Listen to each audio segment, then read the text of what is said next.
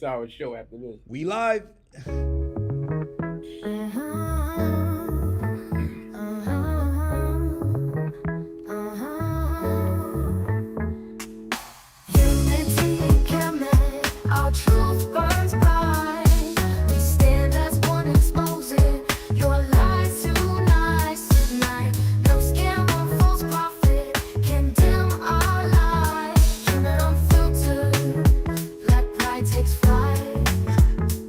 Shut up, you dumb, you sound like a coon.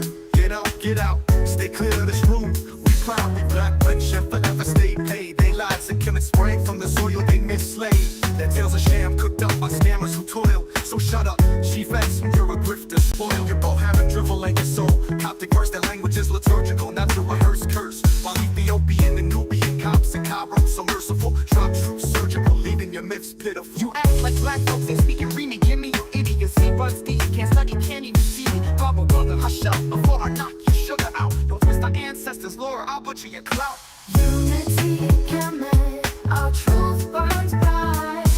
We stand as one, exposing your lies tonight. No scam or false prophet can dim our light.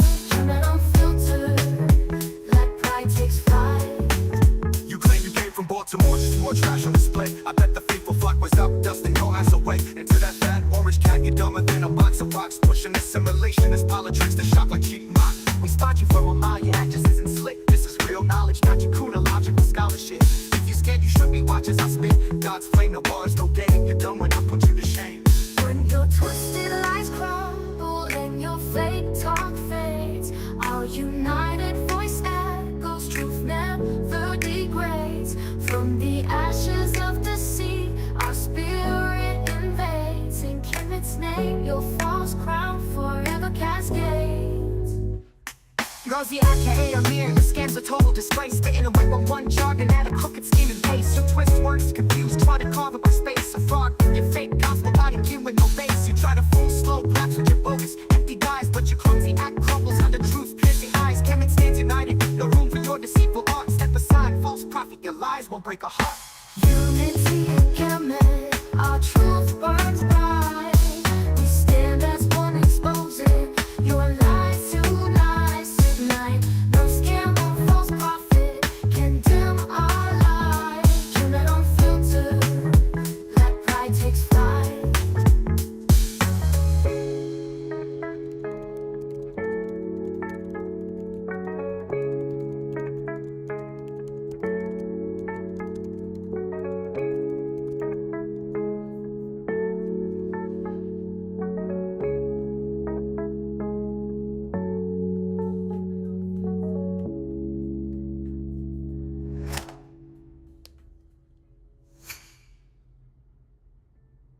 Unity in Kemet, our truth burns bright. We stand as one, exposing your lies tonight. No scam or false prophet can dim our light. Kemet unfiltered, black pride takes flight.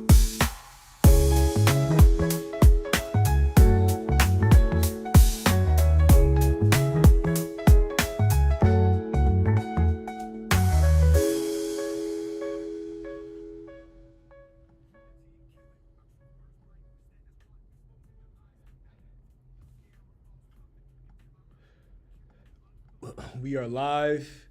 We are live. Chuck, you hear me? Yep, I hear you. Perfect. So today, I know y'all have been, in these YouTube streets. It's been kind of wild. We've had a lot of back and forth with respect to, whether or not the Sumerians are black, whether or not the Sumerian language can be connected to African languages, particularly Bantu. Now, Asar Imhotep has been pretty prominent in this regard in terms of, promoting, a lot of these different theories. So we're going to get into it. We're going to get into, whether or not Kuduru or any other Sumerian term can be connected to Kemet and, a variety of issues. So, before we, get started, why don't you introduce yourself, Chuck Morgan, to those in the audience who may not know? Okay. Chuck Morgan. I've been doing a number of things on YouTube or the internet, if you will. But within the framework of this discussion, um, my focus and my enthusiasm is centered on ancient Mesopotamia, particularly, and ancient Sumer specifically, the language, culture, history. I started with the language itself under Joshua Bowen, who is a PhD in Assyriology. I took classes with him just recently, um, with up into the intermediate level. Um, Last year, I did classes with his wife, Megan Lewis. So I have a pretty good working knowledge of the grammar of Sumerian, as well as one of my teachers is uh, Gabriel Barak, who was who did a lot of work in dealing with the grammar as well. He even has put out a dictionary on the ancient Sumerian language.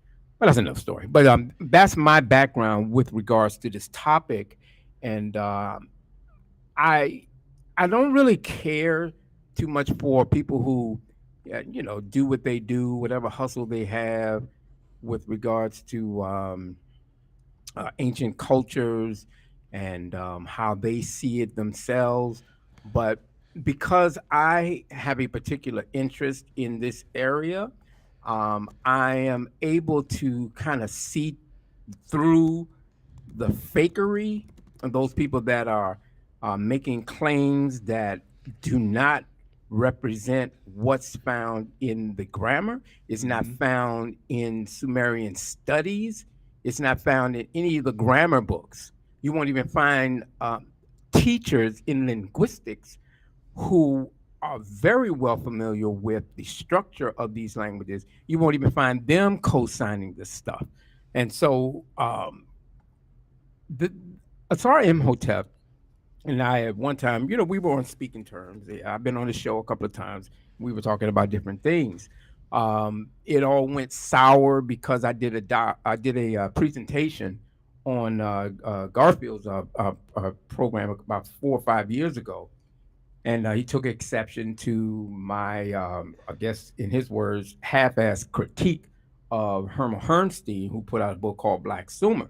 And it what the presentation wasn't even focused on him; it just happened to delve into that area.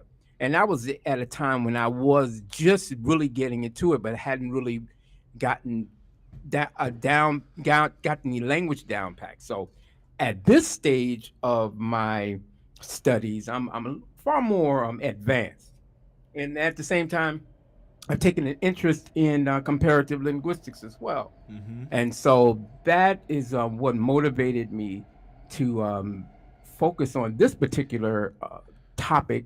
And I thought it was kind of outstanding because, like, wait a minute. Even the first time I saw it, Kidiru and Kemet, it just like, you got to be kidding.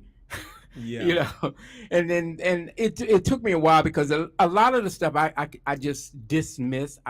I try not, because I study other things and I deal with other people and debunking this or that, so my focus wasn't in that area on him specifically. But since he's been lately, I don't know, maybe I've irritated him to a point, and he's been kind of mentioning my name and disparaging me and making fun. So, I kind of, just took the gloves off and I became a little more street with him on Yeah. his page, leaving comments. And, well, that's me. But I'm going to keep it professional today. I'm going to keep it professional right here. So what I want to do is I want to lay out how I put this thing together. And I'm going to try to do it as quickly as possible. I don't want, because it's very detailed. Uh huh. And I want to convey to the audience the point that you will not find these two words that you see on the screen Mm-hmm. as sharing uh, a relationship. You're not going to find it, and we'll lay out the reasons for that. But I just want to be able to lay this out, and then we'll walk through it. So I think we can go ahead Yeah, and let's go ahead begin. and get into it. All right, real fast. So, my methodology summary, how I tested the claim Kidiru and Kemet. Comparative linguistics, I'm not using guesswork. Primary sources, I'm using the EPSD, which is the Electronic Pennsylvania Sumerian Dictionary, which is one of the most widely accepted, and it's a online database that Assyriologists, Sumerologists all use, and it's released out of the University of Pennsylvania. And I'm going to be coming out of that primarily. Also, I will be sourcing the TLA, which is similar to the EPSD with regards to the ancient Egyptian language. Because chronology matters, it's going to be very eye opening for some people to see that those who are advocating this idea have not used chronology. Kidiru appears 1,000 years before the word, thousands of years, I should have put that, thousands of years before, or I shouldn't even put thousands, it should have been hundreds. That was an error on my part, but it actually appears hundreds of years before the word Kemet. No phonological regularity. You won't find a consistent theme of ki into kim or duru into t. You won't find these shifts. Determinatives, verified, cuneiform, and hieroglyphic classifiers, they'll be examined. Uh, Language families matter. Sumerian, language isolate, which I'm going to be pushing that point because as it stands today in linguistics, the Sumerian language is still classified as a language isolate.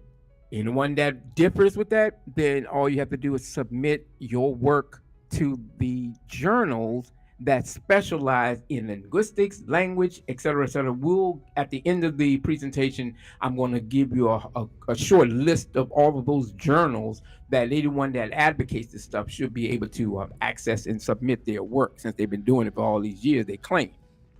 So Egyptian is classified as an Afroasiatic only provisionally, and scholars have openly acknowledged that the Afroasiatic family, while widely accepted, remains a working hypothesis.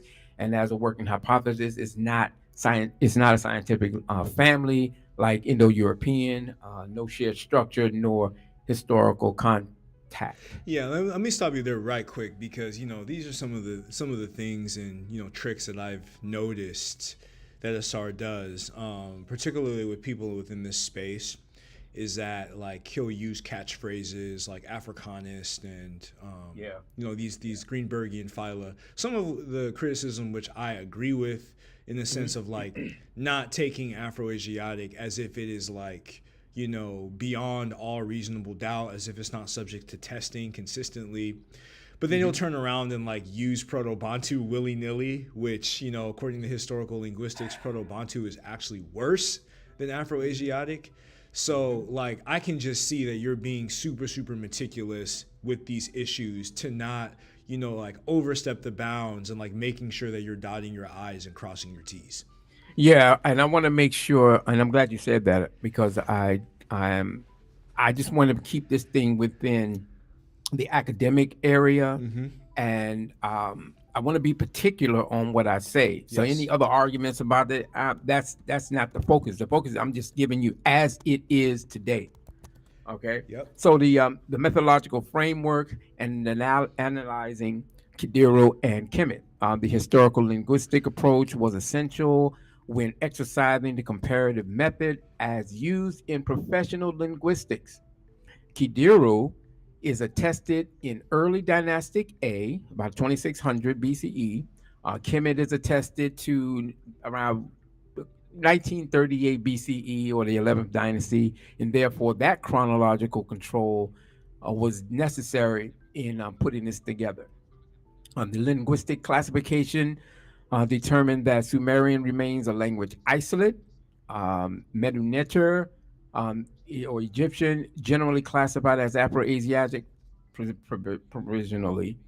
Um, Therefore, well, I ain't gotta go through that. So the source verification was critical for primary sources. Therefore, the use of lexical data taken from electronic databases, primarily EPSD, for Kidiru, the TLA, for Kemet, and others are not mentioned, were key as well in the verification process. But everything that I'm going to present is going to be well documented. I'm going to give you source after source after source. I'm citing everything. And so anybody that wants it, just freeze it when this presentation is over with, and you can go right to it. So it's not this is not coming from me. I'm giving you the experts in the highest echelons in these fields. So anybody that's coming with these fringe theories, I mean, take it up with the experts. If you feel that you're thorough like that, then you'll be able to submit your work to the proper authorities. The phonological evaluation showed no reoccurring or systematic sound correspondences between either morphological and determinative analysis for each term was examined, e.g., land classifiers, Sumerian, key, place, ground, is a separate morpheme with hundreds of combinations. You have Kiingi, Kiori, etc. Semantic context definitions was confirmed by attested uses in primary inscriptions and not retroactive translations. Hierarchy of information are slides broken into narrative, excerpt, citation. And before you move on, like the Mhm. morphological determinative, I mean, to me, that's key. Just because in my analysis of, the video that Asar made, he goes excessively with the homonym and the homograph argument. And I always just, quite frankly, thought that that was BS. So the fact that you're doing the morphological determinative part is important because you're not just cherry picking dictionaries. Like, you're getting into full scale depth attestations that are available throughout the different periods of time. And you're being specific with the classifiers of what each term means, right? That's important because to me, and I don't know if you're going to speak about the homonym homograph argument, but like, if all you're doing is just looking at, similar sounding words, then you can make a lot of different arguments in a lot of different directions. And that's exactly what's going to be demonstrated as well. Beautiful. The terminologies or any words that I'm going to bring up, everything is attested. You'll be able to find the period, and that's why I thought, like I said, the chronological control is definitely going to be key in showing the inconsistencies in some of the ideas or what's been claimed over the years with their presentations on this topic. Because I mean, if you're going to go into it, at least do it right, Yeah. and not just take a word, a transliteration, and think you're going to form a sound correspondence as if the transliteration is actually what it's supposed to sound like. But we'll get into that shortly. Beautiful. And I'm just going to just give you an idea of how English, Sumerian, Middle Egyptian, Proto-Bantu, Wolof, the Sumerian time frame, the African time frame with Proto-Bantu, Wolof modern, etc. How cognate, with a cognate note, which is similarities in form and meaning are not evidence of a genetic relationship without establishing regular sound correspondences, shared morphology, and historical derivation from a common proto-language. And this is in Lyle Campbell's 2013, as well as Trass's 2000 book as well. Have I subjected my arguments to falsibility? Yes. I've built my arguments using the standards of historical linguistics, which are falsifiable by design. If a linguistic connection were to exist between Sumerian and Afro-Asiatic languages, it would require demonstrable regular sound correspondences, chronological overlap, and grammatical compatibility across a corpus of core vocabulary. If such evidence existed, the present argument would rightfully fail. However, To date, no peer reviewed publication has produced such evidence, and no systematic demonstration of a genetic relationship between Sumerian and Afro-Asiatic languages has ever passed scholarly scrutiny. Key point. As such, the burden of proof lies entirely on those proposing a connection, not with those upholding the methodological norms of the field. Until rigorous demonstration is provided, speculation or speculative comparison and semantic approximations do not qualify as evidence. With that being entered into the record, let's begin the presentation. So, as you see here, Kidiru and Kemet. This is a vivid example of pseudo linguistics. In the study of ancient languages, the pursuit of meaningful linguistic connections must rest upon rigorous philological methodology, comparative evidence, and above all, chronological integrity. Unfortunately, not all proposals in the fields of comparative linguistics adhere to this principle. The rise of pseudo linguistic theories, often driven by ideological rather than academic motives, has muddied the waters of serious scholarships. And this presentation addresses one such example, the alleged cognate relationship between Sumerian compound word kidiru and the Egyptian word kemet.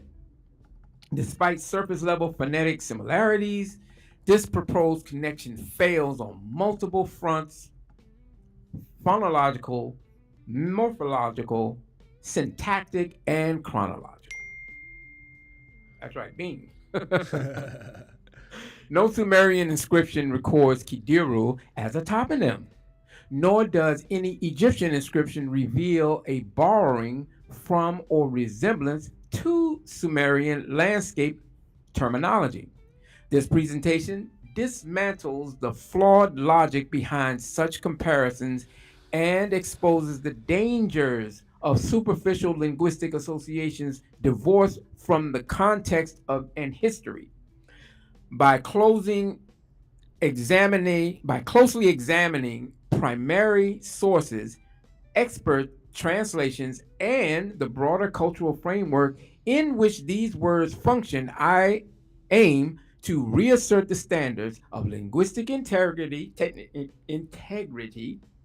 and defend the integrity of both Sumerian and Egyptian philology from speculative distortion.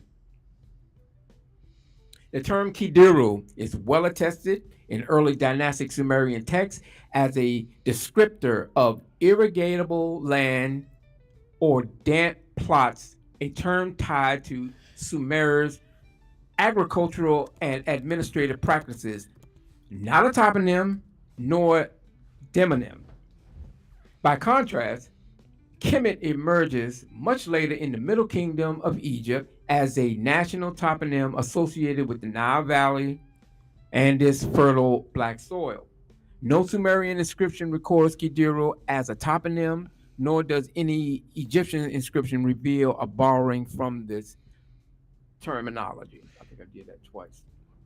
Before you So, before you go go ahead. on, like even that right there, like we could even further distinguish Kemet and Kidiru. And shout out to Reggie in the chat, as well as Pan African James, Tony Opson. What's up, Rick? So Sandro Capocicci recently released a linguistic analysis of Kemet versus Deseret, and from his analysis, he associated the grammatical evidence within the available literature and the attestations that blackness was divine, and as it related to the people, it related to, according to Dr. Sandro Capocicci, the blackness of hair primarily, and then the blackness of the skin or the physiognomy secondarily. So we can look at Kemet and Kidiru and say that Kemet came from the divinity associated with blackness, right? Whereas Kidiru in Sumerian, I don't know, is there any type of association of blackness or divinity within that Sumerian term? Not within that term, no. Yeah, so that just goes to show you that semantically they're completely unrelated. That's the point. But we're gonna have to dig deeper into it until it's just like pounded because, like I said, it's gonna be almost redundant and it's gonna become kind of like overkill. But I need to get this point established so anyone Yep, that's going to go back and watch this video or study it, then they'll see there's absolutely no grounds for making that association. absolutely. I'll let you continue. All right. So in the Sumerian literature, Kidiru, irrigatable fields or damp ground, was occasionally used as a sexual metaphor, symbolizing the female body as fertile land prepared for planting, just as water uh, readied the soil for cultivation. Erotic imagery often equated sexual arousal with the soaking of the fields before plowing, especially in love songs and cultic hymns dedicated to Inanna and her lover, the Munzi. And these texts often employ sexual and symbolic metaphor not to be used as a geographical taxonomy. Now, if you look closely, for obvious reason, I put this up there just so people can see. In Sumerian, there's a word for woman, is munas, and the cuneiform sign here is what they regard the women. Even down, they have a symbol of God. They have it as this right here, Wow. munas. You same where you get the word nin for lady, munas. Yeah, it's that if you yeah. Well, it's not in this particular direction, but it's usually on the side. But the point I was making was that's ironically that's what they used it for, and it represented a woman. Wow.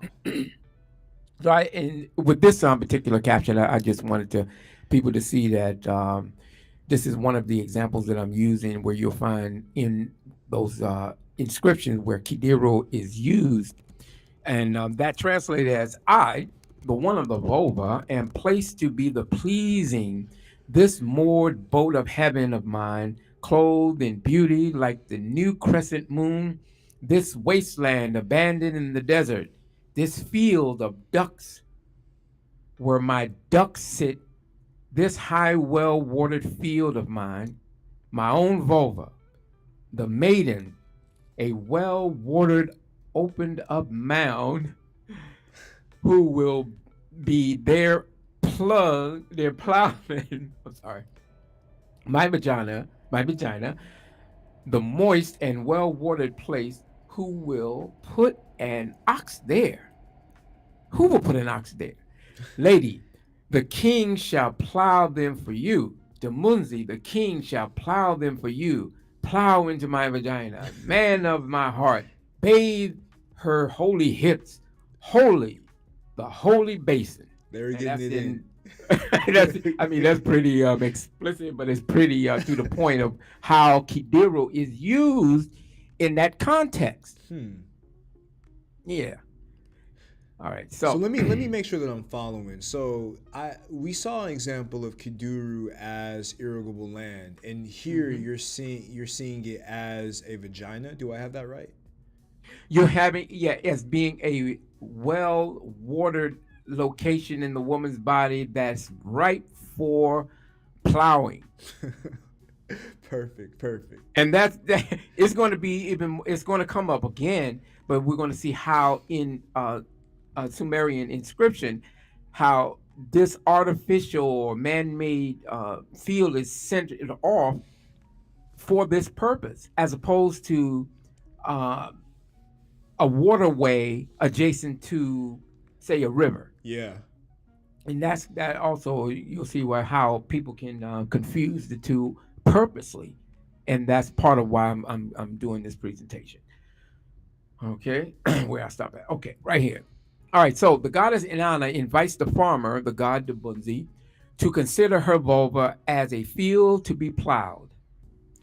Asar, or well, I ain't gotta go read it right there. Anyway, a wet field, Kiduru. The Sumerian term absin furrow is rendered with the Akkadian shuru, the womb. And you can find that because if you go back and play this, you'll be able to look at this sighting that I have here, and you can pull that up. It is talking about the waters in which the land is said to be rich, the vaginal fluids testifying to female arousal. And more on this, you'll find these sexual metaphors in the courtship of Inanna and Demunzi, the sacred marriage hymn of Inanna and Demunzi, the treasures of darkness by Thorkild Jacobson. His book in 1976 on page 26 through 35 talks about it. And of course, history begins at Sumer on the chapter on the sacred marriage and fertility symbolism. Samuel Kramer also talks about it. Toponyms, what are they? The Oxford Dictionary defines toponym from Greek topos, meaning place, and onoma, name, as a study of place names, first recorded in English back in 1876.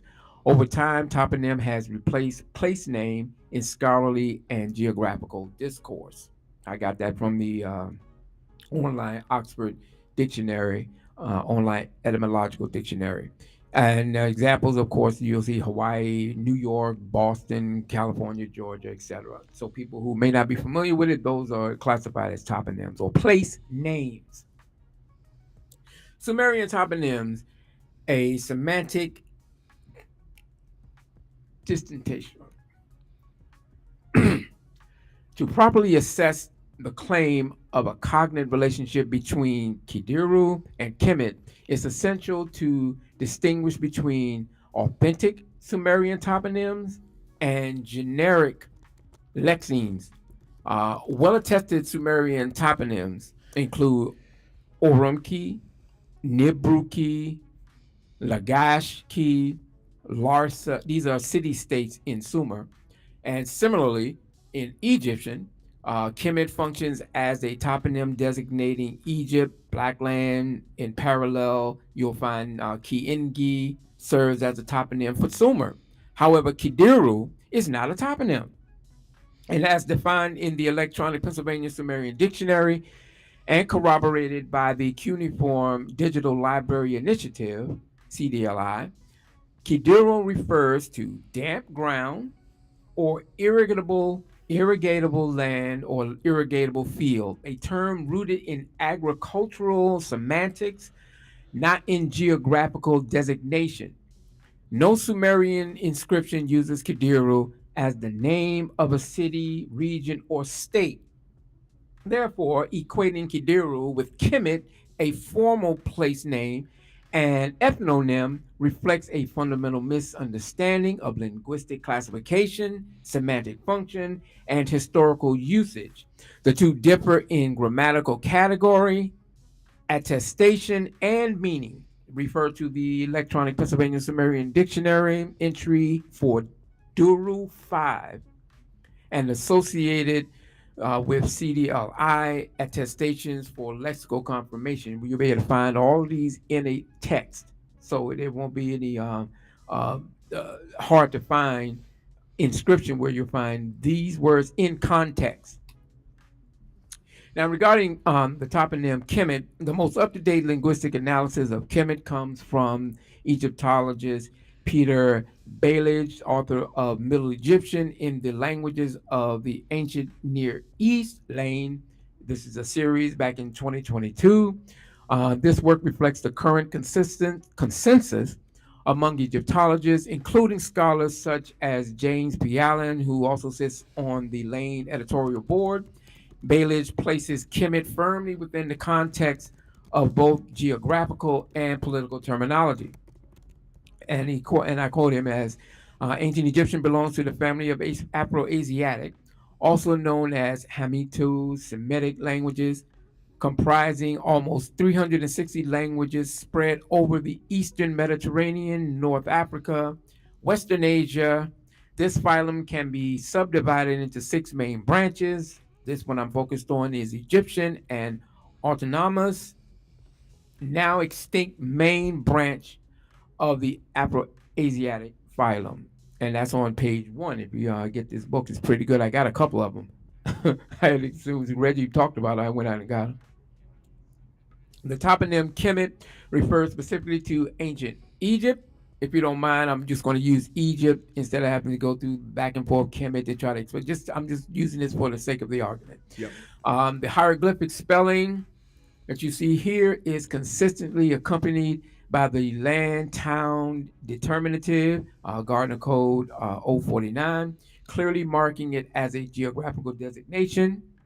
There is no evidence of etymological scholarship supporting any linguistic connection between Kemet and the Sumerian term Kidiru, which is not a toponym. I'm going to keep saying it until y'all going to be like, okay, we get your point.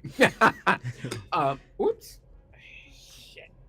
Hold on. I think I just made a. Sorry about that. My thing just dropped.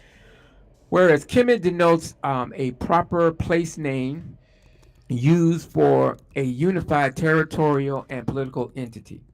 Kidiru is a functional term attested exclusively in agricultural and administrative contexts, referring to wet, damp, or irrigatable plots. It never appears as the name of any city, region, territorial unit in the Sumerian corpus. Therefore, equating Kemet with Kidiru is linguistically, semantically, morphologically, and categorically invalid. I think that you get the point. Right. So if we get it to look at this, I generated this AI depiction of Kidiru, which is a field, saturated, irrigatable plots representing cultivatable land following seasonal flooding or artificial irrigation. This is what Kidiru is. This is simply it. But we're gonna go further into it. The toponym, place name, Kemet. Unlike the Sumerian Kidiru, wet spots, enclosed field, Kemet refers to Egypt's fertile floodplain and black land, not an irrigated plot. Now, in some of the quotes, Kemet, the black land, refers to the fertile Nile Valley as distinct from the surrounding desert. The red land. This is from Middle Egyptian Introduction to the Language and Culture of Hieroglyphics, James P. Allen, 2000. Kemet literally means the black land and refers to Egypt itself, a reference to the dark soil of the floodplain, not to irrigation. Key point, not to irrigation. You can pull this up. That's a good point because, even if we were to accept the, black soil argument, which I know Reggie, is in the chat. He's saying that's not true, da da da. But even if you were to accept that, which is an Egyptological convention, that's not the same thing as an irrigated plot. I know where Reggie is, where he's coming from, and I understand. I'm not. Don't get me wrong, Reggie. I'm just giving it as it is. I mean, when you try to make the comparison of Kidiru and Kemet, they're just not representing the same thing as being an irrigatable plot. Yeah, that's artificially put together. Yeah, that makes clear sense. So, yeah. So, the Egyptians distinguished between Kemet, black land, the fertile river valley, and Desert, the red land, the sterile desert. Where am I? Okay. So, Kidiru refers to standing water, water spots, or irrigable land or land areas. The logogram A represents water, which is central to the term and is used logographically in context relating to irrigation and moisture. The element key in this compound is not a toponymic determinative, i.e., it does not indicate a place name. Rather, it contributes to the phonological and morphological construction of the term. Combined, the compound is attested over 55,000 times in inscriptions from the early dynastic period A to the old Babylonian periods, with meanings such as wet, soft, irrigatable, and damp, all staying within context. And of course, you can pull that up on the lemma at the EPSD. Why is key not a toponym determinative in Kidiru? To those unfamiliar with Sumerian grammar and how words function or change may become confused when they see the word key and assume that it generally denotes a place or city name. Key is a locative noun, place name, or place land. Uh, in Sumerian, key is a lexical noun meaning place or earth. Sometimes they use it for earth or land. It's also used in constructions like Ki Uri, land of Ur, Ki Akkad, land of Akkad. Lugal, Kiengi, king of the land of Sumer. With these examples, ki is part of a genitive construction where it indicates a location, place, or territory. It also appears as a determinative before place names. E.g., you have ki, and then you have ori, ki ori, when you get the land which they call Ur. Marketing the following terms as marking the following terms as a geographical designation of a city state. Now, uh, in the compound word kidiru, however, ki is not used as a prefixal determinative nor as part of a genitive compound. Instead, it forms part of a descriptive compound noun, a functional agricultural term.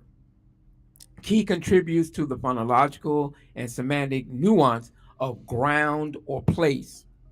The logogram duru, or duru, you don't pronounce the five, but anyway, duru means standing water, wet spots, or saturated area.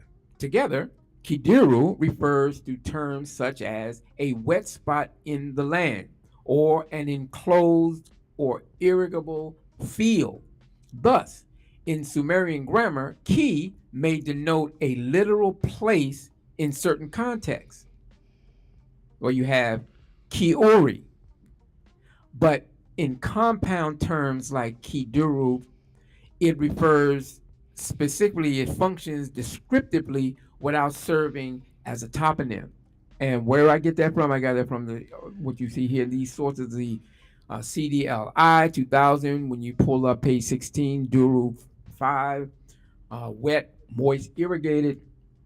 Miguel Sybil's Farmer's Instructions of 1994, which is going to play a big role in this discussion as we go forward. Of course, the EPSD, the lemma key, place, ground, and non-toponymic in compounds. And Steinkeller, in his explanation, Kidiru is not being a toponym, and you'll find that in 170 through 172. So, as an example, you have summer, my brother. The wet spots must be, missing line, when tilling the ground. This is from the debate between winter and summer. You can find this at the electronic text corpus of Sumerian literature, line 200. It's identifying a wet, irrigatable area due to rains. In the case above, summertime was after the rainy season, which was from late fall into early spring.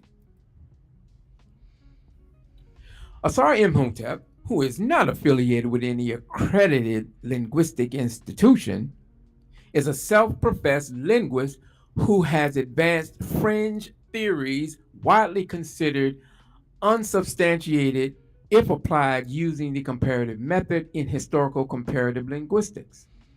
In a booklet he co-authored, his position is that his position is that Sumerian, the word Kidiru, has cognates with the Egyptian word Kemet. He said, we define Middle Egyptian Kemet to mean riparian land, a pasturage with an abundance of grass and water, with cognates in Sumerian Kidiru, damp ground, irrigatable land. And this is from their book, The Contribution to the Debate on the Meaning of the Place Name Kemet. You'll find this on page 12.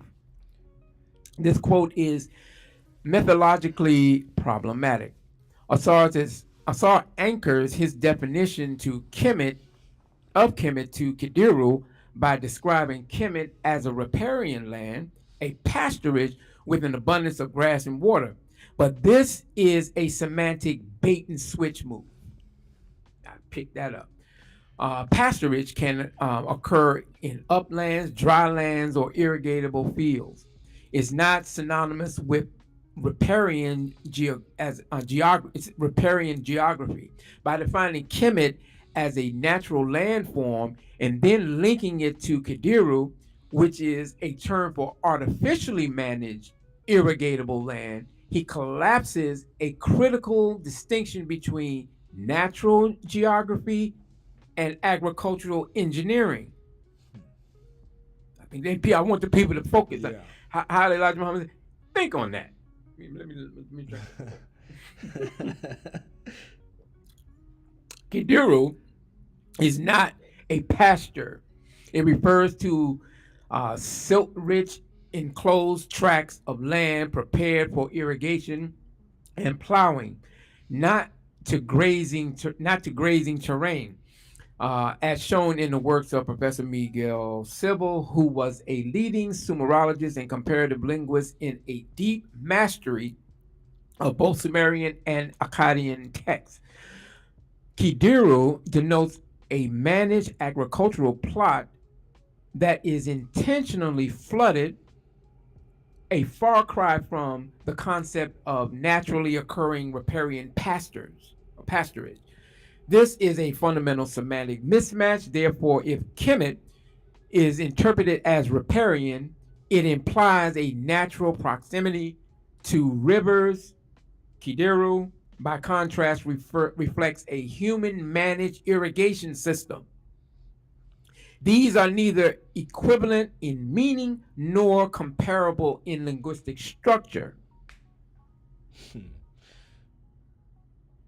All right, now, what are riparian zones? All right, riparian is defined as a river bank. From the Latin ripa, riparian areas are found adjacent to essentially these water bodies, except where human disturbance has intervened. I got this from the National Academies of Science, Engineering, and Medicine, 2002, Riparian Areas, Functions, and Strategies for Management. These riparian areas or zones are found worldwide. Those lands bordering streams, rivers, lakes. This association with adjacent waterways is an intrinsic part of the structure and functioning of riparian areas.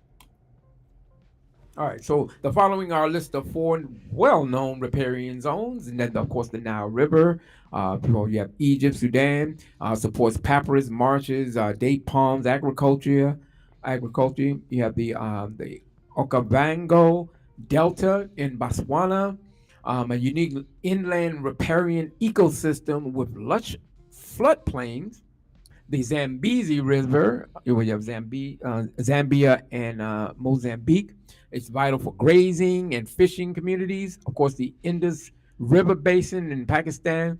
It supports wheat and cotton agriculture via canal-fed riparian lands. These examples highlight the defining characteristics of riparian zones, namely their natural proximity to rivers and seasonal flooding, not artificially enclosed or managed irrigation systems.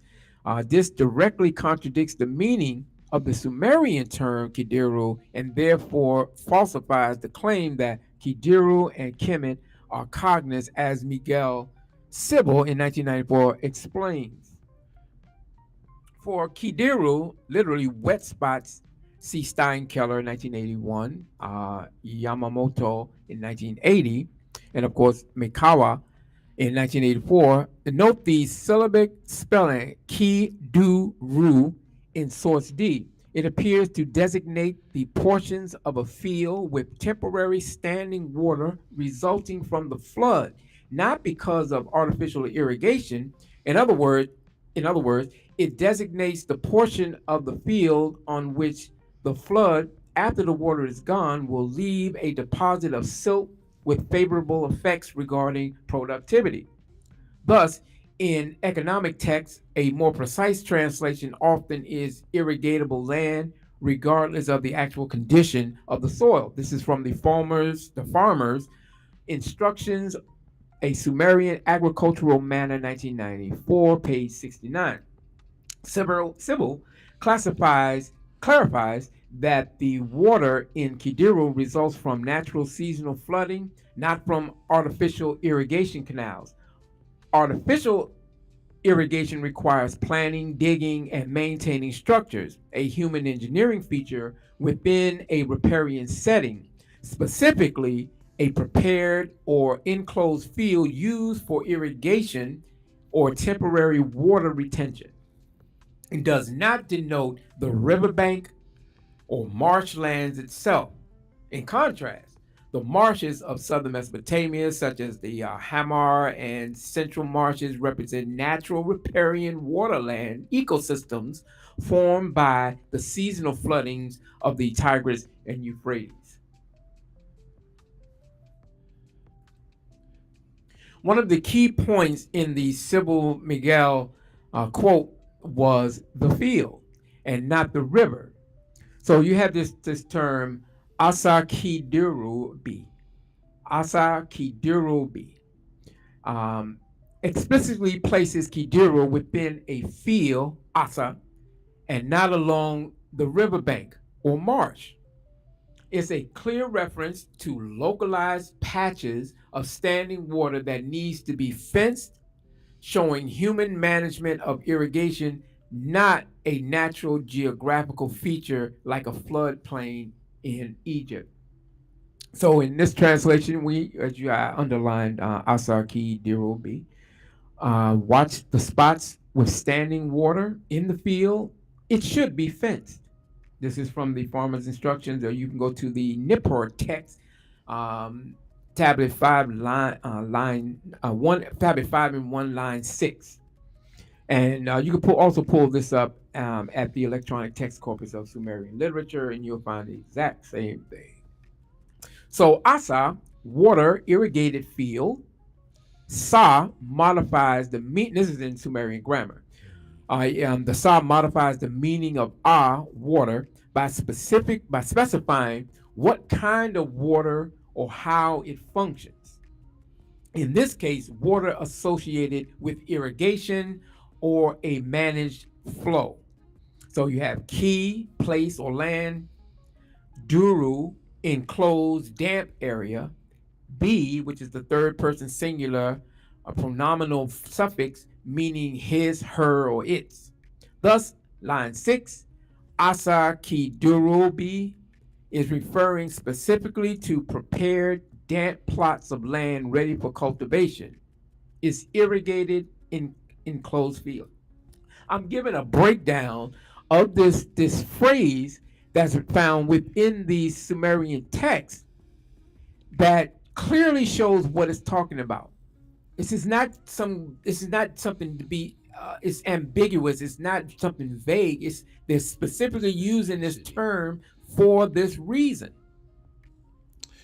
Yeah, and I can see, based upon what you're explaining, like it is a very, very specific technology that, Kadu is referring to, whereas Kim, with the feminine suffix, like it just doesn't relate. Like there's no relation from between Not at Kim all. and Kadu.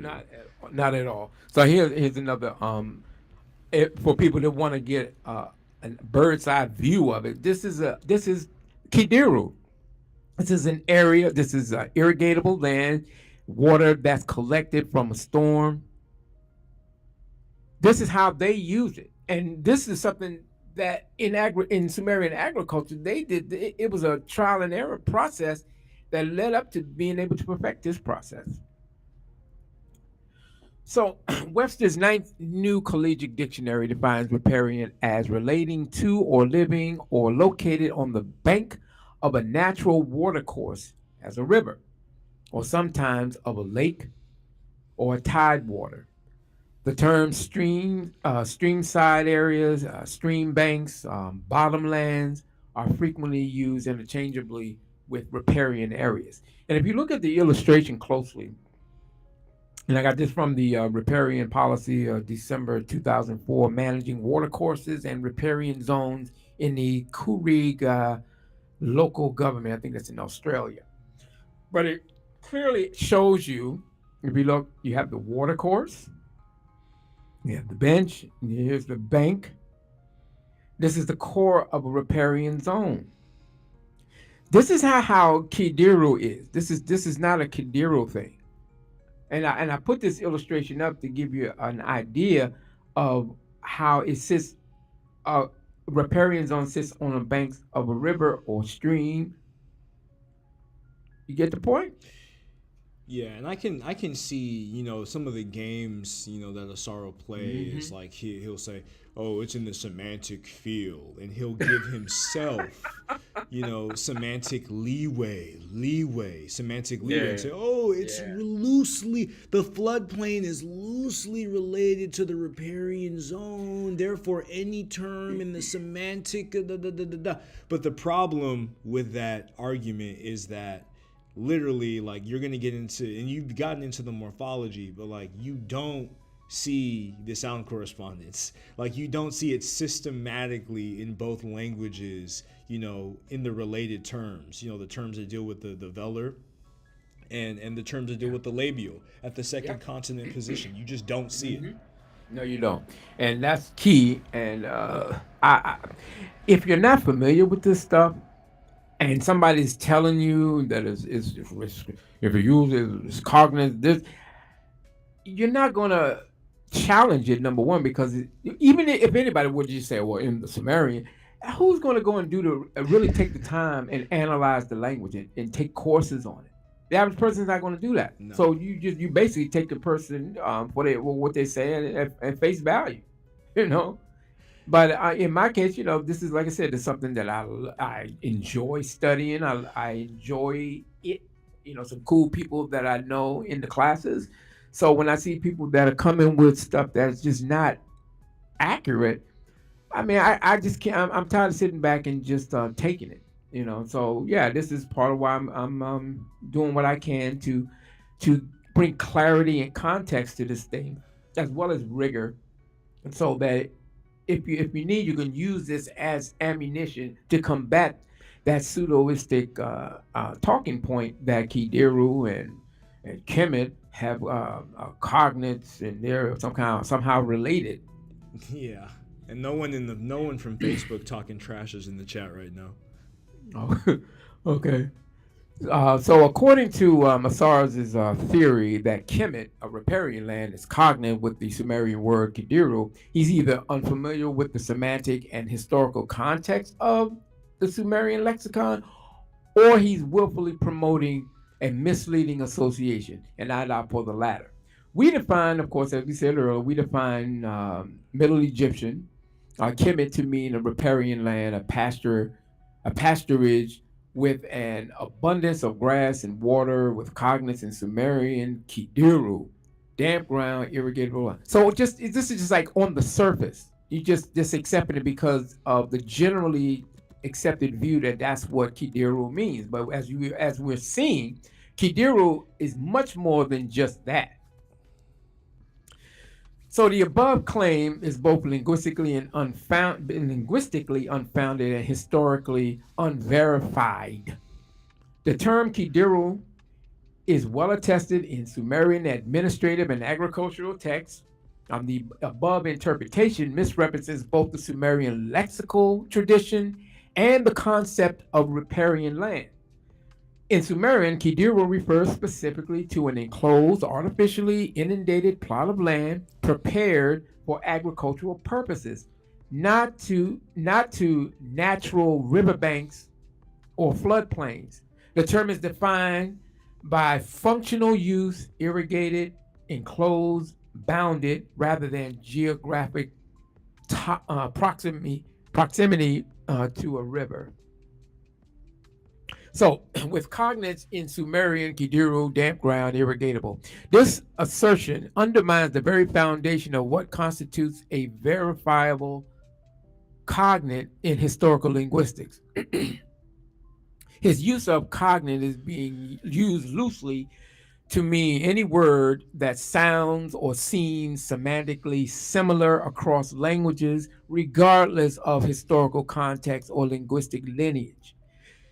In linguistic science, cognates are words in different languages that have developed from a single word of a common ancestral language. That is, they must share a demonstrable historical origin.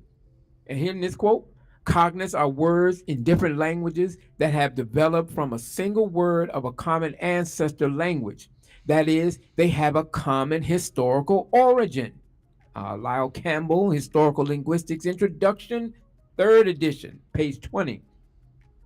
Cognates, words in different languages which are similar because they were inherited from a common ancestor. This is R.L. Trask, A Dictionary of Historical and Comparative Linguistics. To be considered true cognates, words must be shown to descend from a shared root in a proto language, simple phonetics or semantic similarity is sufficient. And of course, that's Lyle Campbell and Trice back in 2013 and 2000. So, in the Sumerian inscription called Debate Between Sheep and Grain, it mentions Kidiru in agricultural context, contrasting arable land or agricultural land versus grazing land, thus equating Kidiru with Kemet is not only a semantic fallacy, but also a category error conflating a functional noun for irrigated soil with that of a national or geographic toponym. Moreover, asserting a cognate relationship between Kidiru and Kemet presupposes an underlying genetic relationship between Sumerian and Egyptian, a claim that lacks phonological, morphological, historical evidence. No comparable linguist or philologist has demonstrated such a link through a rigorous standard of historical linguistics. And that's why, again, you're making these comparisons between the Sumerian language and the Egyptian language, but they're not rooted, or nor do they come from the same language family. So, in support of Asar's nonsense that this cognate myth between Kidiru and Kemet, he cites the work of the respected Assyriologist Dr. Kuto Frieria, specifically referencing her analysis of agricultural toponyms and gender symbolism in Sumerian literature. However, the passage she invokes is narrowly defined and explicitly contextualized within a particular semantic and ritual framework. Of course, the quote is Kidiru specifically refers to a plot of land that has been conveniently inundated before plowing can take place. Now, while Asar correctly reproduces a partial quote from Dr. Kuto regarding Kidiru, his use of her statement is decontextualized and misrepresents her broader interpretation. The sentence he cites, a plot of land that has been conveniently inundated before plowing can take place, is embedded within a discussion of a symbolic and literary meanings, including associations with female sexuality and agricultural metaphor. She situates Kidiru firmly within the Sumerian agricultural lexicon and ritual literary tradition, emphasizing its meaning as damp, irrigatable land, often functioning metaphorically as a symbol of fertility, vaginal imagery, or readiness for intercourse. In contrast, Kemet is a formal toponym in ancient Egypt or ancient Egyptian composed of the color adjective kem for black and the feminine suffix. So this right here where you can see where you got the Kemet, the black Egyptian, oh, I'm saying the black Egypt, the Nile Valley. This is like from 2018. This is more current how they're putting it and framing it in what Kemet was supposed to mean. But none of this has anything whatsoever to do with Kidiru. The terms differ categorically in form, function, structure, and historical usage. Nowhere does she frame Kidiru as a geographical toponym, cultural identifier, or ethnonym, whereas Kemet fulfills all three roles, as established in the toponymic, cultural, and ethnic records of Middle Egyptian sources. And of course, you can go back and you can look at each one of these authors, and they are conveying that point. Therefore, quoting Dr. Kuto undermines the proposed cognacy between Kidiru and Kemet.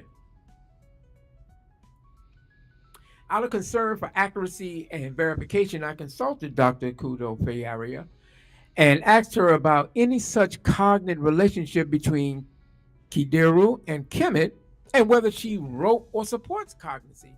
And she wrote, and this is her response.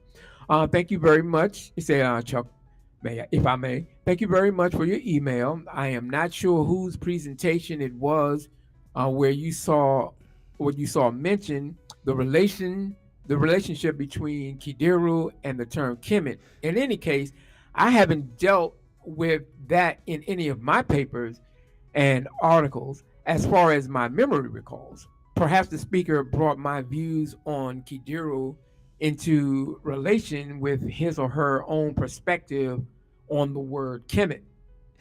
Hope this helps. So she's like, I didn't. That's not what I'm saying. I don't write about that kind of That stuff. was the politest way of dismissing him that she could have given. Absolutely. So as I was saying, her commentary, which Zar quotes, strongly supports the interpretation of Kidiru and related toponymic terms as metaphorical extensions of fertility, sexuality, and irrigated landscapes. Nowhere does she reference Kidiru as a geographical place name, nor does she proposes any linguistic parallel with Egyptian terms such as Kemet. Here's her full quote, and this is from the book that he's making reference to. Kidiru, Akkadian Rutibtu, names a damp ground, irrigatable land, wet spots. Authors agree it. Oh, and by the way, this book was in honor of Miguel Civil because of his great work in Assyriology, and they brought some of the top Assyriologists to reflect on his great works, and she dealt with this because of his writings in the book on agriculture in Sumerian text. So what she was saying was that authors agree it means a plot of land that has been conveniently inundated before plowing can take place. In the specific context of Inanna, and she quotes Schulzberg, already noted that it functioned as an expression for the vagina.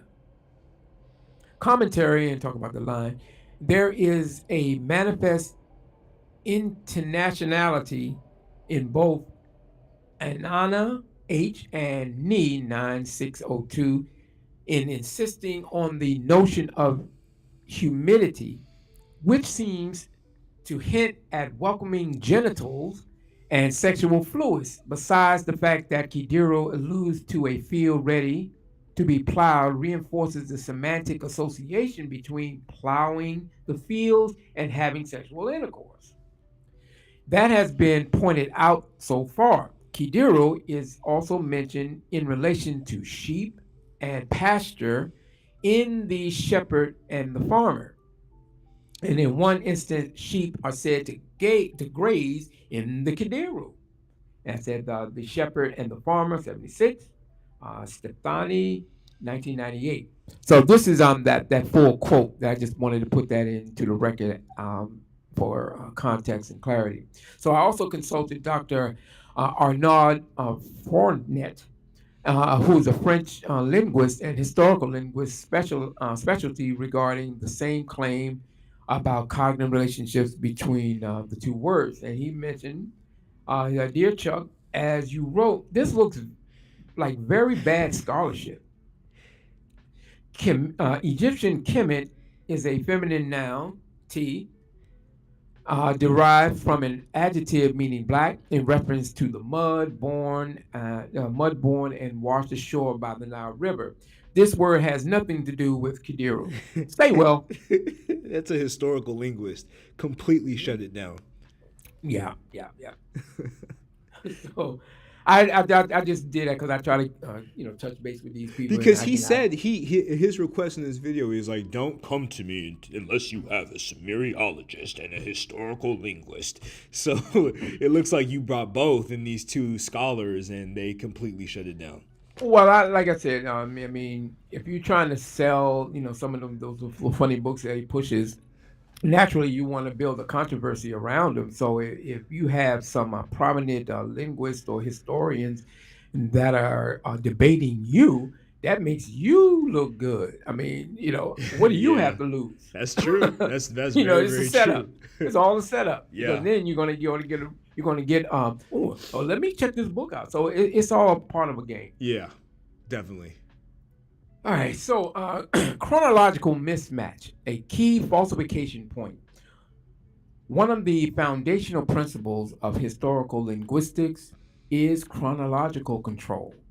A term in one language cannot be derived from or related to a term in another language if it appears later in the historical record. In this case, the term Kemet, used as a designation for Egypt, it first appears centuries after the Sumerian word Kidiru was before Kidiru was already in use. Therefore, any claims of a linguistic relationship from the two falls on chronological grounds alone, fails on chronological grounds alone. Ironically, Asar's own cited source corroborates this timeline. Check it out. Kemet and other Egyptian terms for their land, Golet, 1999, notes that Kemet made its first appearance as a name designation for Egypt in Dynasty 11. During the rule of the monarch, I'm not good with these Egyptian names, Mentuhotep. Matter of fact, both Kemet and Tameri make their debut during this time period. Now, I think that this is very, very well kept. And by that I mean, here he is giving you a timeline, right? Yeah. So if he's telling you that Kemet and Tameri, they get their origins during this Middle Egyptian period, or at least during this period in the 11th dynasty, and that's from his book, The Lessons in Egyptian Determinatives, page 11 of 42. According to Asar, Kemet doesn't appear in the Egyptian sources until the 11th dynasty in the Middle Kingdom. That being the case, then it can't plausibly be the source of the Sumerian word Kidiru, which is attested in the early dynastic A period, more than 5 centuries earlier.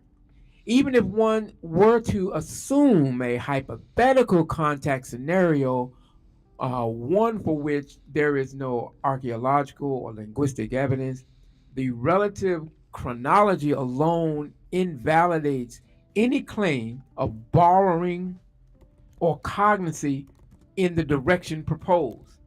If the argument were based on a legitimate linguistic relationship, which is not, the chronological evidence would necessitate reversing the proposed direction of influence from Sumerian to Egyptian and not in reverse.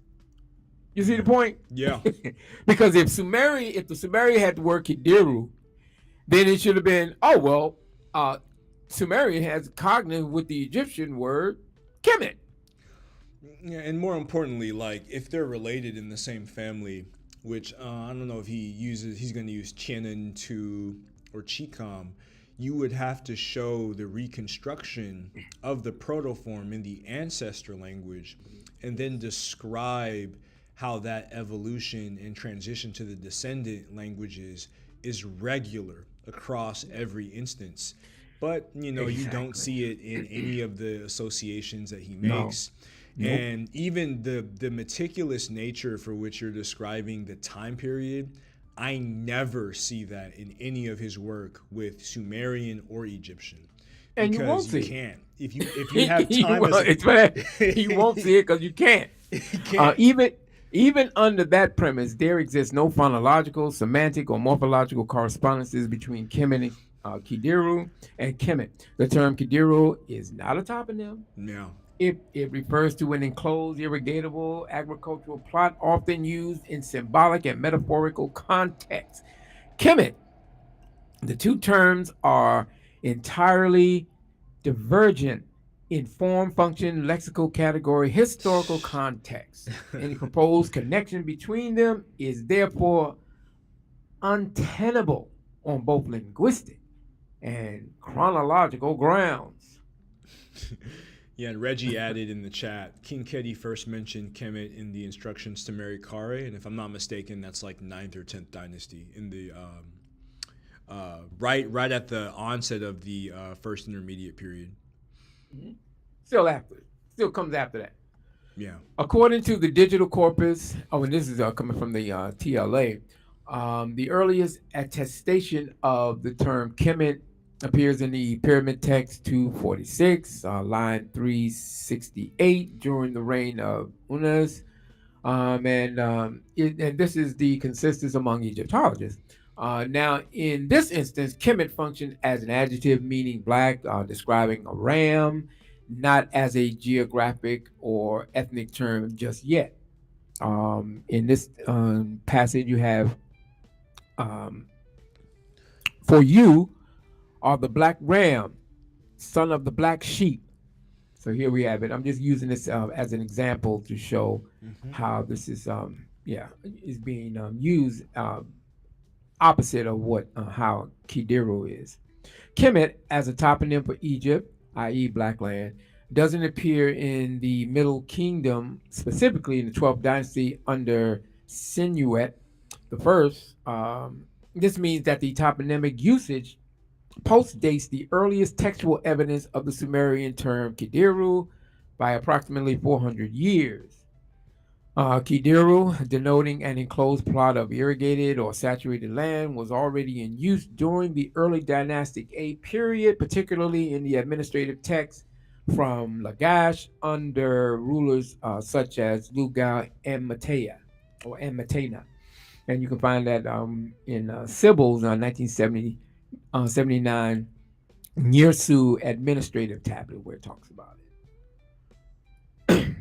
According to the TLA corpus, the first appearance of Kemet as Blackland, a place name, was under Sesostris I of the 12th dynasty, where it says Kemet the Blackland, um, in the, right here. So Kemet, the Blackland, Egypt, inscription of Sesostris I, the the month temple of Etop, uh, from for Egypt people. So right here you have how it's being applied as for people, as opposed to being a damp, watery ground, as what we find the word Kidiru to mean. So Kemet becoming a toponym centuries later, and because Kidiru referred to wet, irrigatable land and not black, there is no valid linguistic nor chronological basis to claim that they're cognate.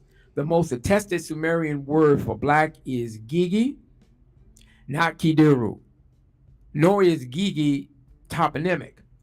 Again, Kidiru was already in use hundreds of years before Kemet appeared. The word Kemet appeared in Middle Egyptian as a toponym. One of the problems with Asar and his janky linguistic claims of cognicy with Kidiru and Kemet is his lack of instituting chronological control, which makes him guilty of the very methodological flaws he condemns others of.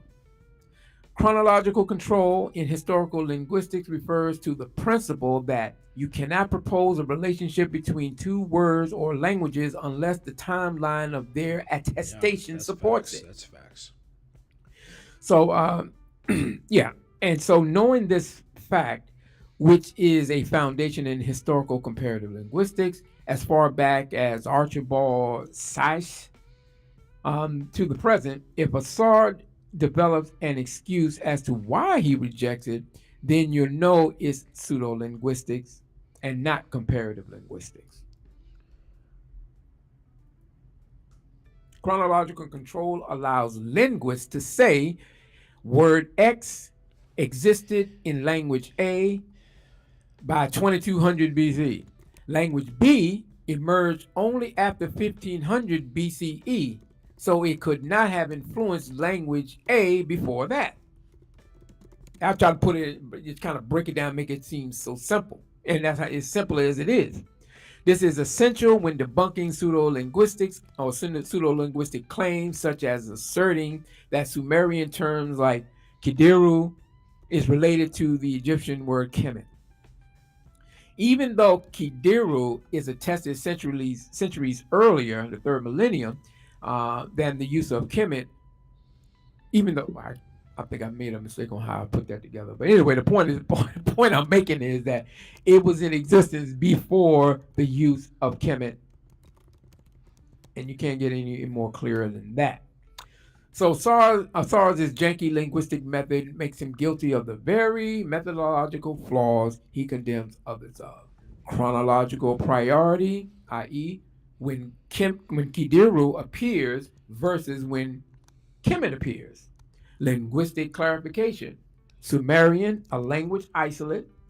Egyptian, Afro-Asiatic. Any comparisons will require extraordinary evidence. Determinatives, classifiers, both Sumerian and Egyptian rely on classifiers to determine semantic domains. Ignoring them distorts the intended meaning and function of terms. So the same way that he has here when he was having a presentation, he's doing the exact same thing. Can't get away Yeah. from that. So the fallacy of phonological comparison in Sumerian. The consensus among Assyriologists and Sumerologists, the precise phonological values of Sumerian sounds are not known. Our reconstructions are based largely on Akkadian transcriptions and internal Sumerian spelling conventions.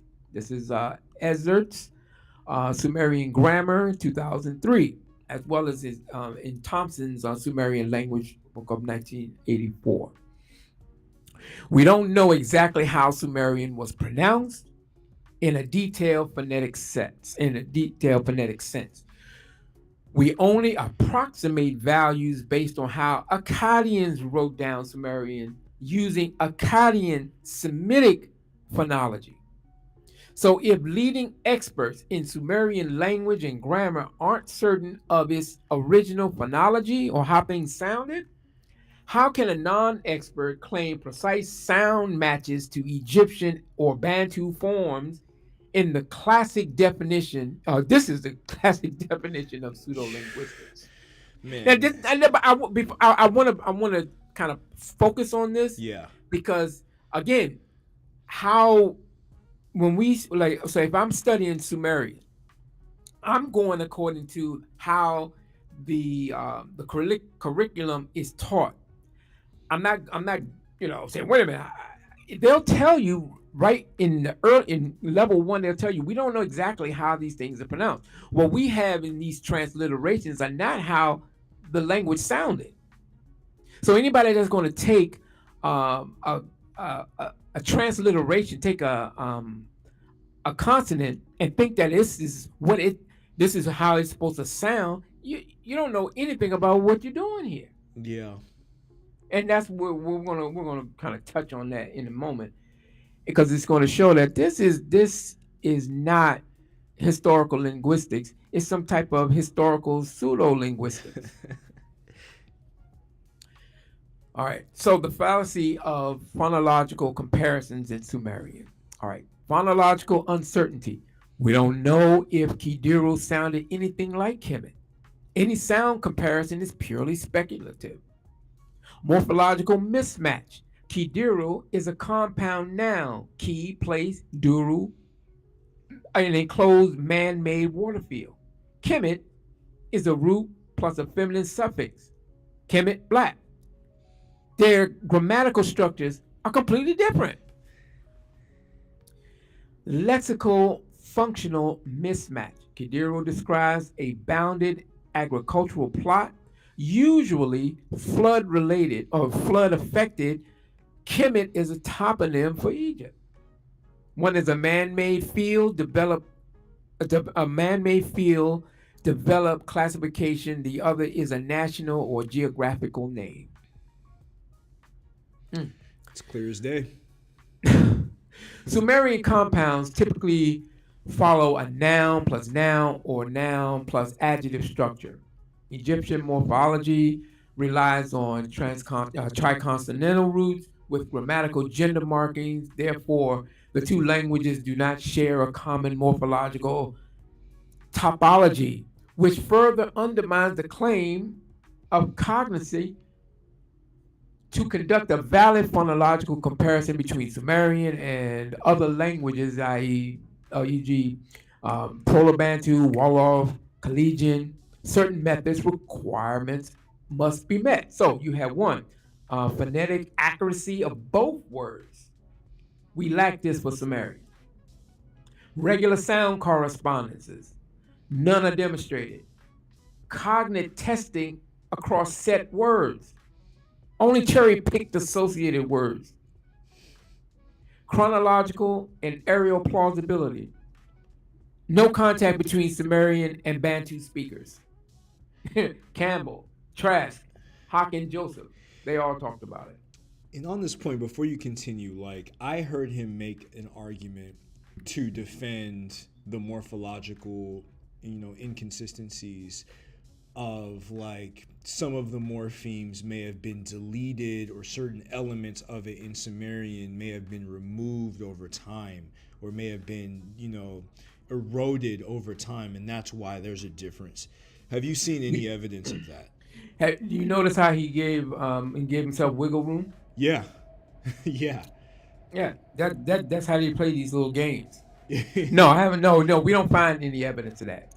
Yeah, we don't I've find that never at all. seen him cite any evidence of the change of morphology over time in Sumerian because it's a language isolate. So, like, how would you even compare that to anything? Exactly. Well, you just answered the question.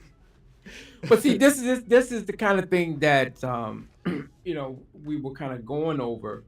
That he can make these types of claims, but to somebody who studies this stuff, you're gonna be like, wait a minute, something is completely off with this. Because I remember I was looking at one of I think the video that he did in response to you and me talking about cool as being thick and talking about a woman's ass or something. Yeah, yeah. All right. So I remember him saying that L and R are interchangeable. Mm-hmm. I'm like, hold up. Hold up. Now I know this. I know he did not say that because the reason because I hadn't even watched the video. I just was going through different pieces, just skimming through it. When he said that, I said, well, how can L and R be interchangeable when there's no R in Sumerian?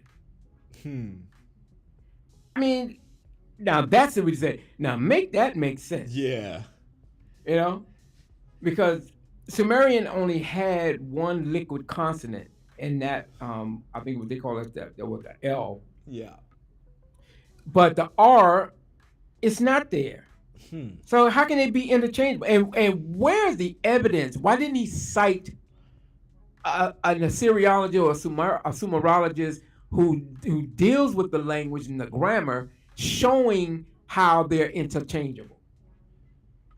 So when you see like and terms like that, would that be like the Akkadian period? No, what you're looking at is the listen.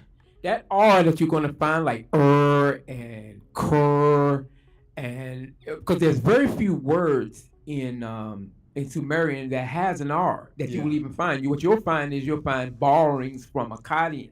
Mm.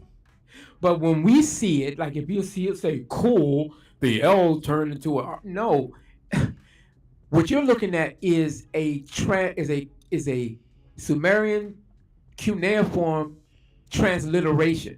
So when Sumerologists take a word and for them to use it in I think they call it Latinized or English, they put like an R there, but there is no R sound that we know of in Sumerian. In Sumerian. Mm. In fact, yeah, and in fact, um, I had did some background checking on it just to be on the safe side. Yeah, so Sumerian had only a single liquid consonant, which is usually transcribed as L. So there is no evidence of a contrast between R and L in Sumerian. That's Christopher Wood's Margin of Writing, page 105. And the John L. Hayes, A Manual of Sumerian Grammar, on page 26, talks about how there was only one liquid consonant, not two. That R is not. Yeah, that's a.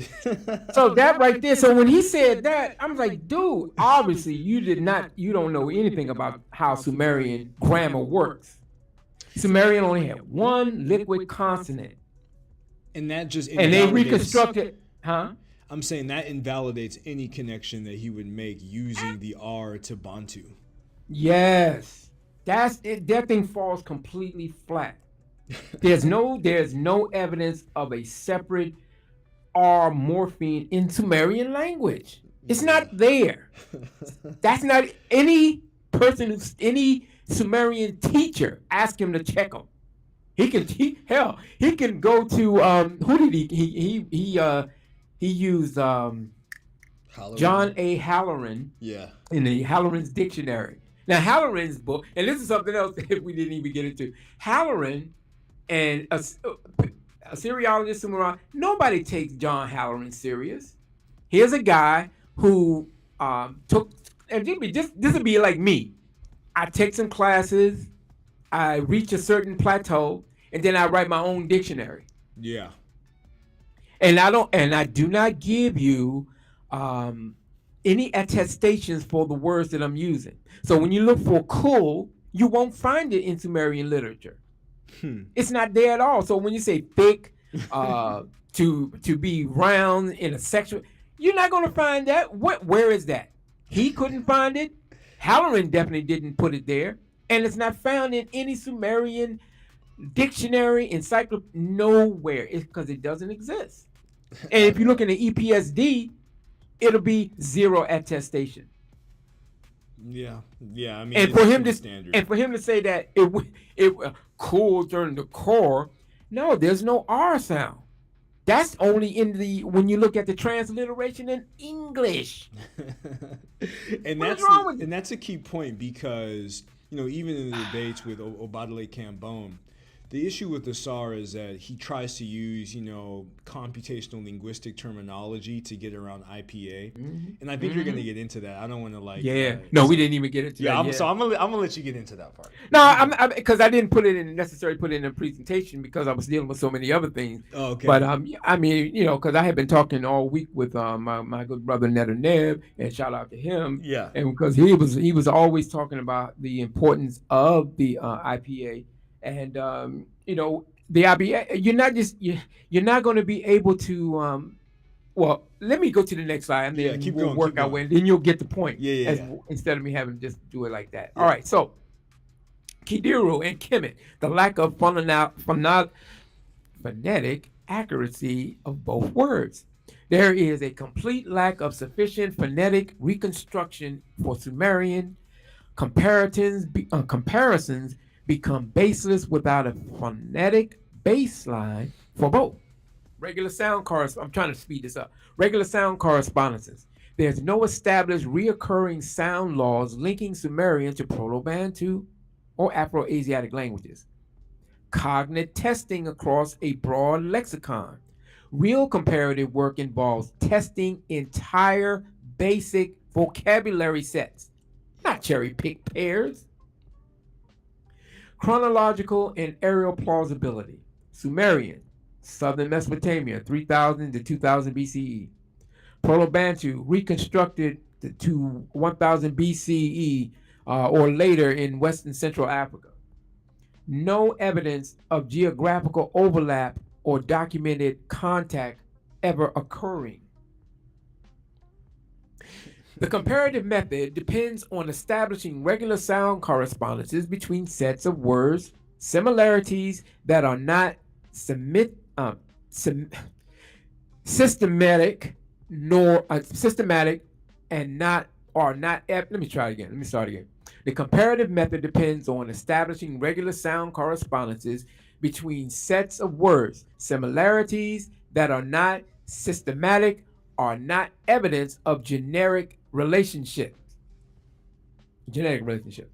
Lyle Campbell, Historical Linguistics, Introduction, page 121 through 22. Random or accidental similarities are common and must be filtered by discovering consistent phonological correspondences. Cognacy is not established by individual matches, but a system or by systems of regular sound changes affecting basic vocabulary over a substantial corpus. That's Joseph Greenberg, generic linguistics essay on theory and method, 2005. In the most common view, an isolate is a language which has no relatives, that it has no demonstrable genetic relationship with any other language. Bantu languages emerged well after 1000 BCE and expanded geographically long after the Sumerian language had died out. And you can find that in African Languages and Introduction in the year 2000. So Dr. Lyle Campbell clearly defines language isolates like Sumerian as having no demonstrable genetic relationship with any languages, including African families. Therefore, it's a fallacy to claim cognacy. This definition categorically includes Sumerian, which is universally classified as a language isolate. As such, it lacks any verified genealogical relationship with other language families, including what's called Afro-Asiatic, Niger-Congo phyla, with no solid evidence of contact. Attempts to establish cognacy between Sumerian and African languages are methodologically unfound. Thus, the argument is invalid on both linguistic and historical grounds. You cannot assert phonological cognate with a language Sumerian whose phonemic inventory remains uncertain. That's important. And whose vocalic and consonantal systems are reconstructed indirectly from Akkadian conventions without regular sound correspondences or verified phonetic values. These comparisons are not phonological. They're pseudo-linguistics. The claim of phonological similarities between Sumerian and African languages fail on foundational grounds as well, because Sumerian is a language isolate whose phonetic system is not directly attested. All modern reconstructions of Sumerian pronunciations are based on how the Akkadian scribes transcribed Sumerian terms using their Semitic phonology. As noted by leading scholars Ezra Thompson, the precise values of Sumerian consonants and vowels remain uncertain. Without a stable phonological inventory, no historical sound correspondences can be established. What is presented as phonologically, or what is presented as phonology, is in fact speculative similarity, unsupported by the standards of comparative linguistics. The following references are sourced from peer reviewed works authored by specialists in Sumerian linguistics and grammar. This evidence focused specifically on Sumerian grammatical systems. This is from Ezer's, the source. The phonetic value of many signs is reconstructed with a certain degree of probability, but we have no way of knowing with certainty how Sumerian was pronounced. That's big. Now, now that's check this out. That's from Sumerian Grammar, page 10 and 11. All right, so Marie Louise Thompson, in her book, we cannot determine with any precision the actual sounds of Sumerian. The values used in transliteration are conventions based largely on Akkadian equivalents. The phonological systems of Sumerian cannot be recovered with certainty. So the comparison of Sumerian to Proto-Bantu is in reality a pseudo-Akkadian to Proto-Bantu? We can't be certain because it's not coming from a Sumerian perspective. It's coming from how the scribes in Akkadian schools put it together. Now I'm gonna show you what I mean by that through the Sumero-Akkadian dictionaries. Perfect. Ooh, hold on. All good. Hold on. Yeah, and as you get that together, I mean, the All right, I got it. orthography is perfect. All right. So with the next slide. So Dr. Jeremy Black, and this is from the Oxford team. While not focused on Sumerian per se, the work underlines how Akkadian scribes adapted their phonology to write Sumerian. Jeremy Black, in various entries for the electronic text corpus of Sumerian literature, notes that Sumerian phonology is reconstructed based on Akkadian conventions. Its actual pronunciation may have differed significantly. That's a concise dictionary of Akkadian. Now here we have three of the top Sumerian linguists.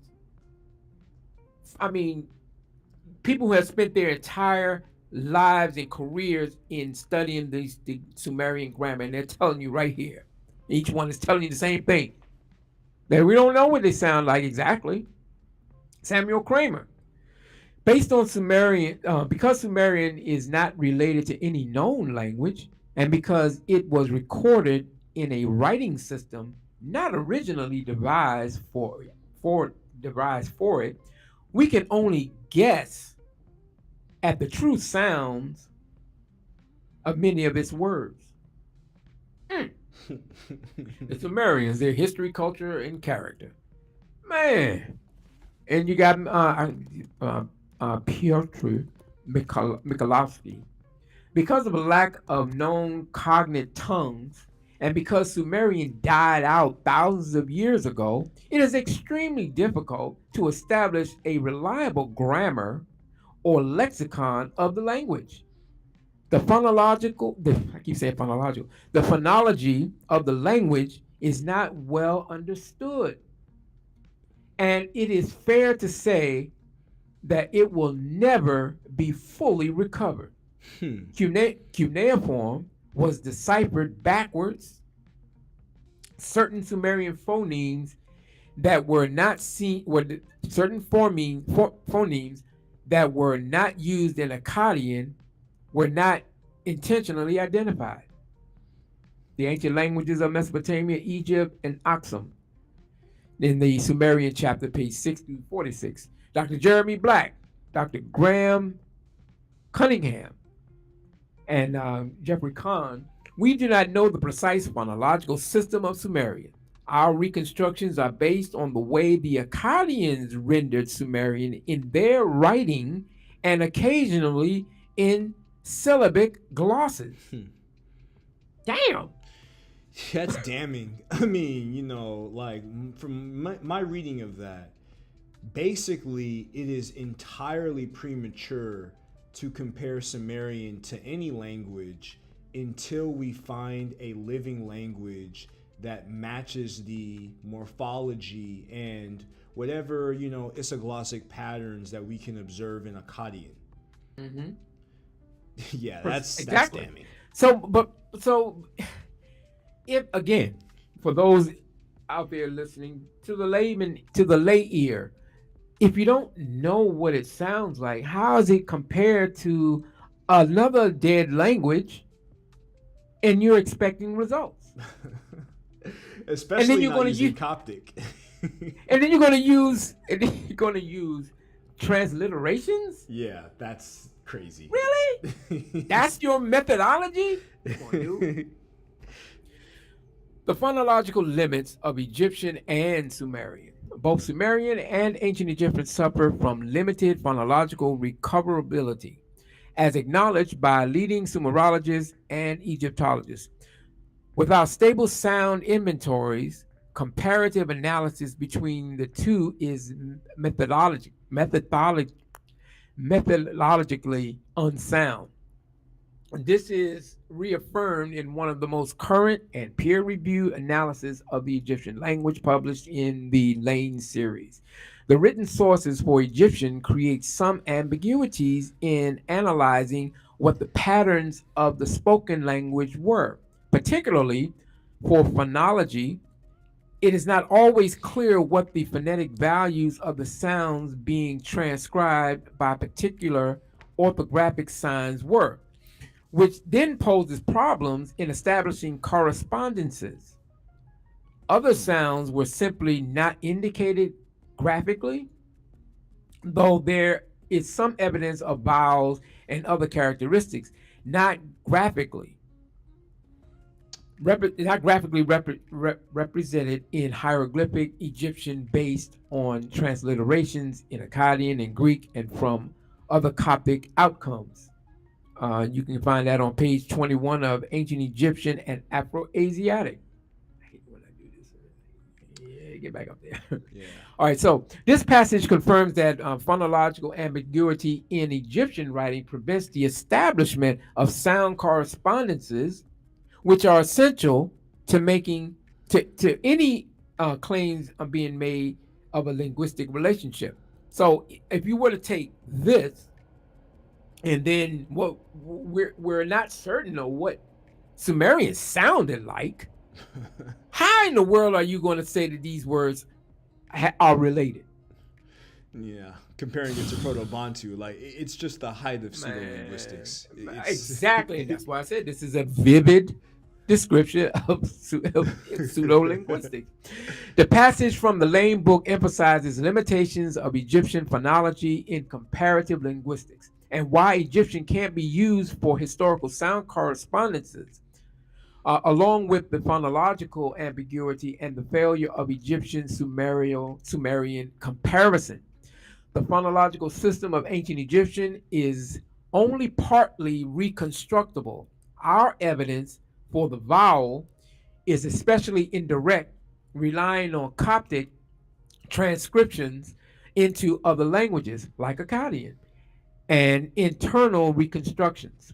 Ancient Egyptian Linguistic Introduction, page 34 through 38. All right, hieroglyphic writing gives us only partial access to the phonology of ancient Egyptian. It preserves consonants but not vowels, and even the consonants are represented in a system developed for writing, not for phonetic precision. The major problem, I'm giving you, these are different quotes. You have Lipperino, you have J.P. Allen, and then here we have Winhead. The major problem with the reconstruction of Egyptian phonology is that the script does not transcribe vowels, and even the consonants are uncertain in value. Much of the phonological systems is hypo, hypo is hypothi, hypo, I'm not even Hypothetical. pronouncing this right. It's not hype. It's hypothetical. It's hypothetical, based on the later forms of the language, like Coptic. Facts. Yeah. Hypothesis. I'm sorry, hypothesize.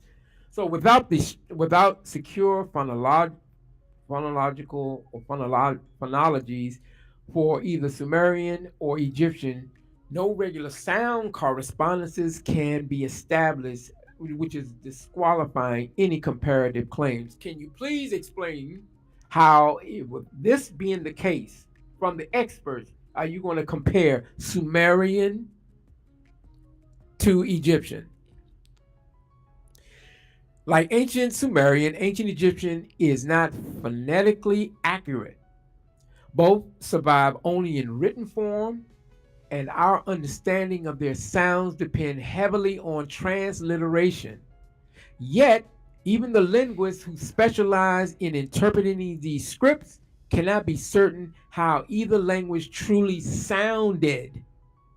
This uncertainty poses a fundamental problem for establishing sound correspondences, a core requirement of historical linguistics in historical linguistic comparisons.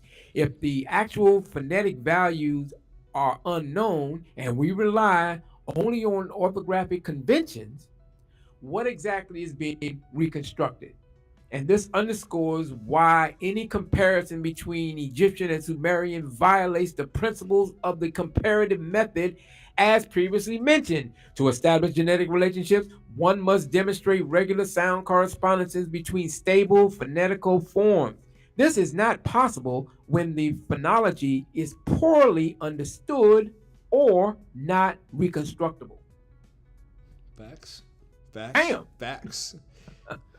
So Asar Imhotep violates the most basic principle of comparative linguistics. His methods merges orthographic transliterations from ancient texts with modern spoken languages, a practice unsupported by historical linguistics.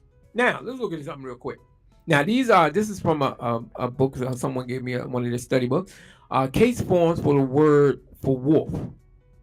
All right. So this is from an Indo-European.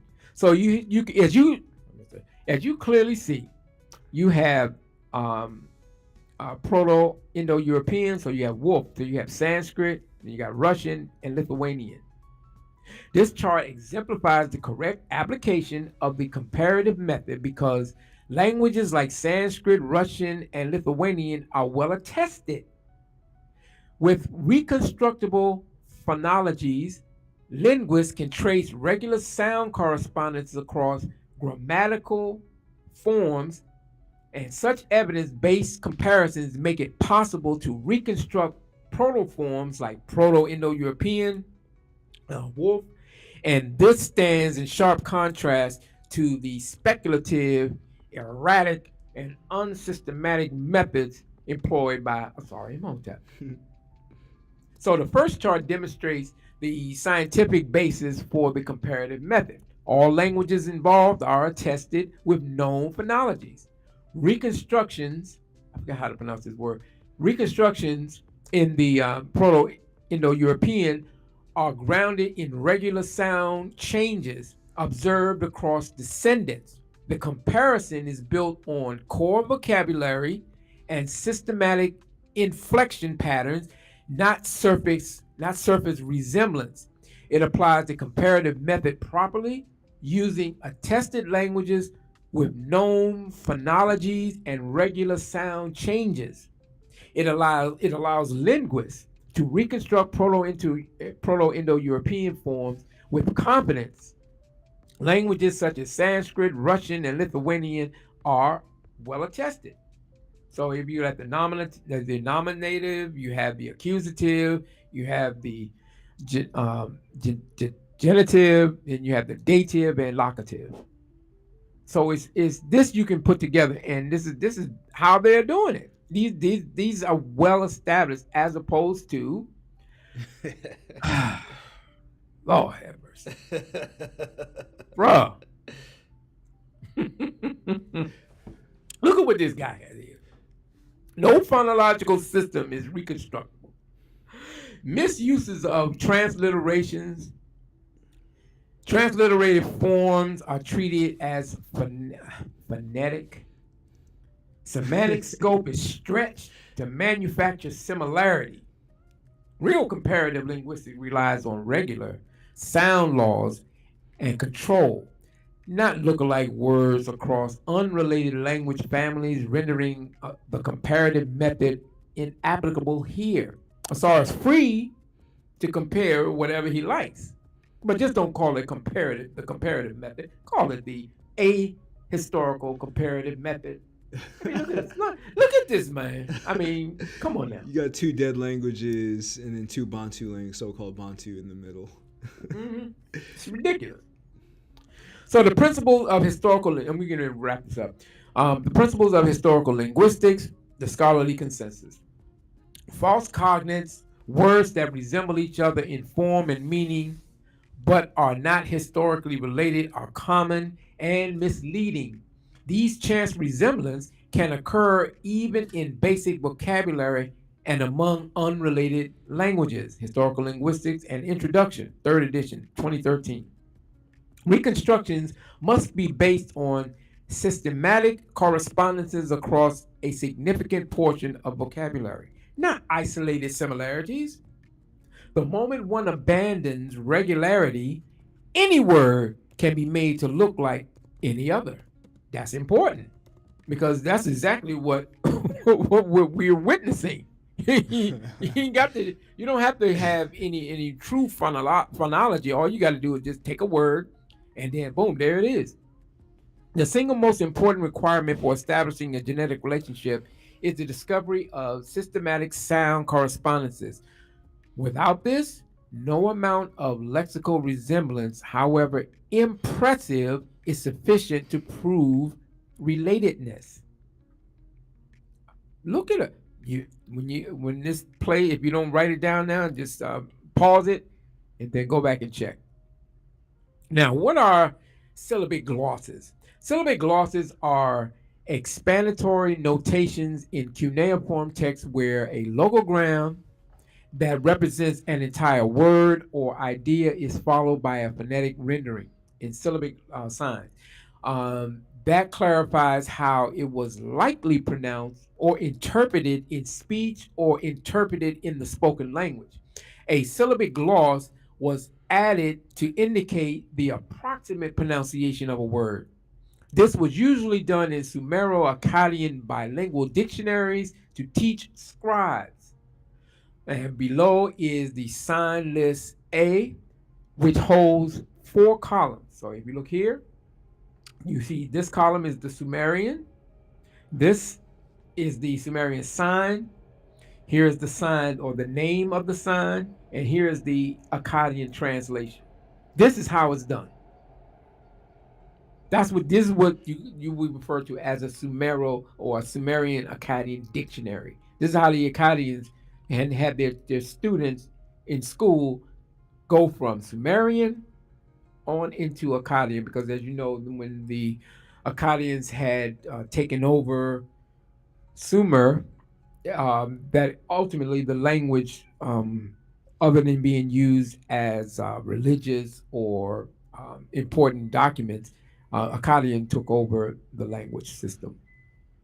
So a Sumerian logogram like Gi'ig, meaning black, might be glossed syllabically with something like Salmu, Akkadian for black, using syllabic cuneiform signs. So you have the gloss, Gi'ig, the sign form, which is the cuneiform character, the sign's name, Gi'ik Kigu, that's the name of the actual sign, and then the Akkadian Salmu, and of course we translate it in English as black.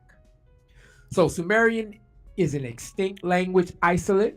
It has no known linguistic relatives, so we cannot use the comparative method.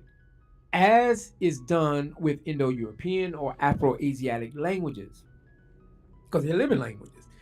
There are no native Sumerian speakers on record, no oral traditions, and no modern descendants. The writing system is logographic syllabic. The Sumerian scribes wrote with cuneiform, which primarily used logograms, signs representing whole words or ideas. Syllabic uses developed more fully under Akkadian influence and was not consistently used in early Sumerian writing. Early Sumerian texts did not represent vowel length, tone, or precise consonantal articulation. Sumerian reconstructions, therefore, depend on Akkadian transcription. Later Akkadian scribes glossed Sumerian terms syllabically.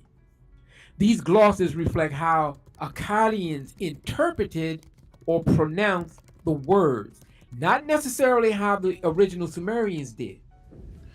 So Akkadian had its own phonology, which may have filtered or approximated Sumerian sounds. So, any attempts to compare Sumerian with another language, e.g., Egyptian or Proto Bantu, is inherently speculative and methodologically invalid from a historical linguistic perspective. So, when we read earlier that the very historians and scholars on the Sumerian language don't know how it sounded, and we know that what we have is based on what the Akkadians said it sounded like to them, and not how the Sumerians themselves do, and we don't know, then the idea of regular sound correspondences that Sumerian has with any language is not valid. That's the point that I'm making. Whatever he's using is not backed up by the evidence. In conclusion, the idea that Kidiru and Kemet are cognates is unsupported by any credible linguistic evidence. Unfortunately, the field of archaeolinguistics is often plagued by misinformation, pseudoscience, and unfounded speculation. The idea that Sumerian is linguistically related to ancient Egyptian is a prime example. Egyptian is a well-documented Afro-Asiatic language. While some aspects of its phonology remain uncertain, its relationship to languages such as Arabic, Hebrew, Amharic, Hausa is established through demonstrable methodological sound comparative linguistics. Egyptian is not an isolate like Sumerian, according to Jean-Claude Imboli. Sumerian grammar, morphology, and core vocabulary are entirely unrelated to those of the Egyptian language. The claim that sound meaning correspondences exist between the two is simply false. The few examples cited by Asar, and I put an asterisk there, Asar are deeply flawed with no consistent methodological valid sets of correspondences between being produced to support his arguments, and simply put, it's a vivid example of pseudo linguistics. So let's stop the pseudo linguistics. Reconstruction must be based on systematic correspondences across significant portions of vocabulary, not isolated similarities. The moment one abandons regularity, any word can be made to look like any other. Keep that thought in your mind whenever, if there's nothing you take away from this presentation, remember this. Stop the pseudo-linguistics, because you can take any word without having those systematic correspondences in the vocabulary. Any word can be made to look like any other. So if anyone truly believes they have a legitimate theory linking Kidiru and Kemet or any other cross-linguistic proposal involving Sumerian, the scholarly way to produce or to pursue it is through submission to peer-reviewed linguistic journals that specialize in historical linguistics, African language studies, Sumerology, or comparative philology. Next are a list of reputable peer reviewed journals where such claims could and should be submitted, provided they meet the scholarly standards of evidence, method, linguistic rigor based comparisons and reconstructions. Please note, please note, yeah, please note, if no article on the Sumerian Egyptian cognates has ever appeared in peer-reviewed journals, is because such claims fail to meet scholarly standards of evidence and method. So I put this up here so that um, if you freeze it and you can look at, or anybody who wants to submit their work, there's a good list of peer-reviewed journals that focus on theoretical and empirical research on historical comparative linguistics, demonstrating regular sound changes. It focuses on these things focuses on historical linguistics, genealogical classifications, long range comparisons, ideal for proposing cross family connections, but must first meet methodological rigor. If you want to submit it to the Journal of Assyriology and Near Eastern Archaeology, the focus is Sumerian, Akkadian, and broader Mesopotamian philology, published through the Grider. You can check their website, peer reviewed. It's ideal for claims about Sumerian words like Kidiru. The Journal of Afro-Asiatic Languages and Linguistics. The focus, linguistic structure, history, and comparison of Afro-Asiatic languages, Egyptian, Semitic, Cushitic, Berber. Claims about It's ideal for claims about Kemet, Afro-Asiatic roots, or internal Egyptian developments. You have the Journal of American Oriental Society, and on and on and on. I just put this up here that if you really feel that you are thorough enough, then put it up with the big boys. Yeah, I'm even thinking of something that as you're going through this, like just the Akkadian point, which Yeah. is just so huge, is that the Akkadians, they had contact with other African populations. Yes. So if what Asar Imhotep is saying is true, the documented contact that they had with other languages, whether it be identifying toponyms or identifying terms of trade, you should be able to see relationship between those terms that they documented and the Sumerian terms that they documented, if it's true. But you obviously don't, right? So, and I think your slideshow just stopped sharing. Okay. If you did that on purpose. Yeah, I did. Okay, for sure, for sure. Yeah. So, Where are you? I can't even see. Okay. what's it called? Yeah. So yeah, I pinned the link. So I think if Reggie wants to come in, he's available to come in. I think that's him right there. All right, cool. Hi, can you hear me? Yes, we can. Hey, Reg, how you doing? Oh, brother Chuck Morgan, you did an excellent job nailing the lid of the coffin, right? It's Yeah. done. I think this is a very important conversation because of the human genome of the Nui Rot specimen, where they are saying that he has connections to Sumer, right? Mesopotamian civilization, and that people will kind of track back and try to find some relationships between this individual and his maybe distant ancestry, and to make some old uh, arguments, Old arguments, yeah. Mm-hmm. bring them back to life. Yep. So I wanted to say that because I mean, yes, when we look at the normal palette, we see a Mesopotamian emblem there. I'm Um, I'm not really. I've seen it. I forget what it's called, Scimitar, something like but that. I don't. That's that's up for debate. I don't personally. I don't buy into Well, that. there's other if it's it's a debate argument, but the kind of boule, the stamping, right? The stamp technology is something that ancient Oh, you're talking about the yeah, you're talking about like cylinder seals. yeah, the cylinder seals, the, Hmm. Hmm. um, right? That does not arise necessarily in ancient Egypt, and it doesn't come from the Levant, so it has to come from a more complex culture, and so that would be Mesopotamia. So we can accept the fact that there was some distant trade between those groups, and why not? That's not the issue.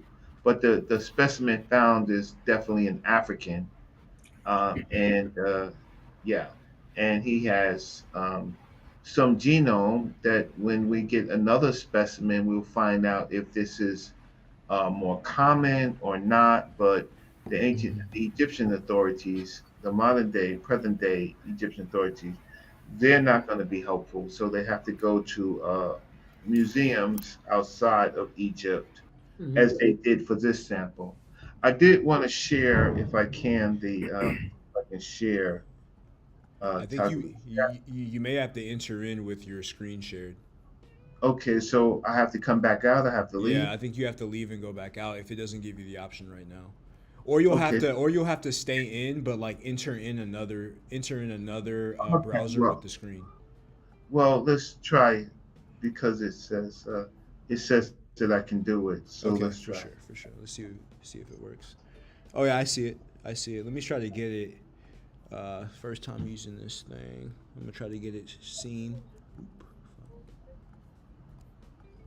Yeah, we see the screen, and that's like a Sumerian thing. Yeah, so Chuck Morgan could help us a little bit more with this the time period. But in 2019 in ASCAC, I asked for a debate with the ASCAC audience with Asar Imhotep and his team.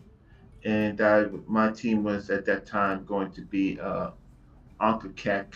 He was on my team, and well, he had his own presentation, and Netter Net, but Hmm.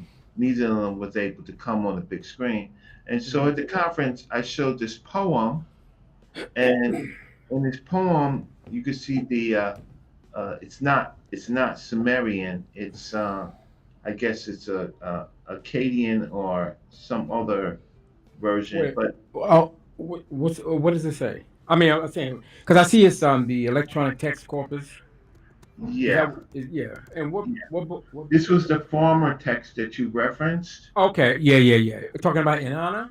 Yes, Yeah, right. yeah, So yeah. it says Akkadian Ritibutu names, um, a name, Akkadian Ritibu Kuduro. And Reggie, Okay, before you yes. continue, Asar and Jose, if y'all want to like come out and come back in with the new link, even Reggie, because it gives you the option of entering in with the avatar. And right now, it kind of has like an anonymous type of profile thing on there. I like being an androgynous human. All right, for sure, for sure. I just wanted to check that because I added the wrong link in there, but it's all good now. Okay, so this Kuduro is Akkadian, and Chuck Morgan accurately said, basically, we can only see Sumerian through the eyes of the conqueror, of the Akkadian, and it says names a damp ground, irrigable land, wet spots. Authors agree it means a plot of land, so it's not a place name that has been conveniently inundated before plowing can take place. And in the specific context of Inanna, H. Soderberg already noted that it functioned as an expression for the vagina, right? And this is from what he actually put in. What I want to read is what the English says as it's best translated. Do not dig a canal. This is a farmer story. the woman says, "Let me be your canal. Do not plow a field. Let me be your field. Yeah. Farmer, do not search for a wet place, which is Kaduro. My precious sweet, let this be your wet place. Let this be your furrow. Let this be your curse." Inanna. So you say you read it? Yeah. I read that earlier. Yeah. So I missed that when you was talking. So now the problem with this is that even though the Nile Valley Africans talked in metaphors, Hmm. right? You don't see this type of poetry. They're not that explicit when it comes to sex. Uh, so that is just an important distinction between the two cultures. But here, the woman is his kaduro, right? His wet place. And again, they're not talking about a place name as they would in Kemet. And Right. Kemet seems now there's a new Middle Egyptian dictionary Hmm. that was published by Lane, Languages of the Near East, and James B. Allen is on the board, so this kind of his own his supersedes his own Middle Egyptian. Hmm. This is what they're teaching in the universities. So Kemet is glossed as the black, meaning the Nile Valley, uh, and and the and Egypt, meaning as a country. Hmm. What they don't talk about they talk about it in this case as a noun. They don't talk about the black cattle, right? But here, Kemet, what I'm talking about, Kemet is actually in the time period of King Keti, in his instructions of Marikari, where we first see Kemet as a place name, right? Hmm. We see that it's a place somewhere in the Nile Valley, and then Alexandra Nibby talks about Kemet in the Sinwarset period, where Kemet was separated from Tameri, the beloved land. So somehow Kemet was captured, or Kemet was pushed out. And so we know that Kemet is some one or more place names, and then there's other place names like Kimwe and Hmm. um, Kimware.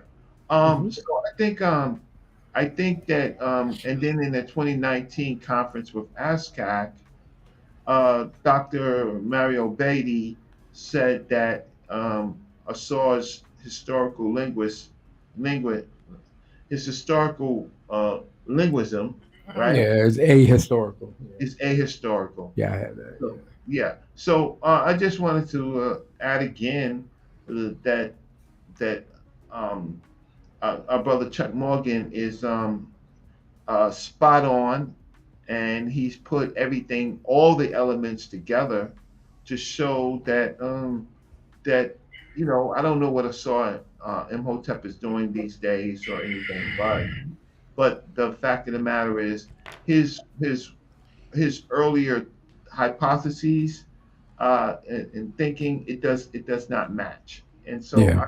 I'll Yeah. That was thank my point. Yeah. yeah. Yeah, that's. I mean, it's unfortunate, but I mean, anybody that if he were to, well, I'm glad that Kanji put this together because you can at least go back and just check the quote, check everything on it, and you'll be able to have some of the sources that will refute the misinformation that at least in this particular topic, because I think we talked about this a few years ago. I just never really got into it, in different platforms. But I actually sat down and really focused on this topic. I tried to get every quote I could find. I mean, this presentation was way longer, but I had to chop it up because it would take hours and hours to do because that's how much and how deep this thing went. So that's just my contribution. I just wanted to bring some clarity and Oh, you show. did. you kind Sure. of wrapped it up, and so he Thank you, has young some, man. yeah, about 2 or 3 years or so. But yeah, Yeah, yeah. Morpheus said he's going to be I think 62 this Friday. Oh, So okay. I ain't talked to Marcus in a while. Okay. yeah. Hey Reggie, I'm so glad that you did pop up because you know this stuff. As a matter of fact, believe it or not, when you first mentioned Kadiru, that was the first time I had ever heard it. And Uh-huh. then I had to do a little bit of background checking on it. Then I just went for I know you're our guide to this, and I'm just a student. I would, well, but you are a Exactly, like guide. the Sumer. Yeah, but it now, but see, if you don't have a guide to this, we can't see any of it. I mean, so making transliterations a language is problematic, and I think in the old Yeah, yeah, days, I man. was working with Eh, eh, Netanyahu, he had yeah, that was a big stickler point that Netanyahu at that time he was driving and he was correct. Um, yeah. That brother, yeah, Netanyahu definitely was on point. And like I said, I've been talking with him all week. We've just been going over different things, and I just can't stress enough that if anyone watches these shows that Asar puts together, you gotta understand that he's relying on transliteration Yeah. as opposed to what a Sumerian term sounded like. yeah, That's just like this whole cool and core. Like I said, in Sumerian um, history or literature, you don't have the R. It's just not there. It's not so you're not going to have an L become interchangeable with an R. One is one and the other is just non-existent. it, So it, for example, but the other part of it. So I heard you say something about Nile Valley. So Coptic is the last form of Nile Valley, and if it wasn't for mhm, Coptic, the Meta Nature would not have been deciphered, right? right, right. So we do have more ideas from Coptic what the Hmm. word black and black people Yeah. and You sounds like. So we have a better have a approximation. better working knowledge of it than you do with Sumerian, That's correct. unfortunately, Yeah. because We will there's never no get it. living language to help support. And like I said, to some people it may say, well, why are we learning? We're just dealing with the grammar as we know it, coming from the Akkadian perspective. Yeah. Correct. That's how it's being used, and that's just because that's the curriculum. That's how I'm learning it. You know, it's not saying that this is definitively how the Sumerians spoke. You're not going to. The cuneiform is not a spoken language. Right. Some people may think that, but that's not how it is. That's not what it is. So Neither is the what is written in inscriptions of the Meta Nature. It's not a spoken language.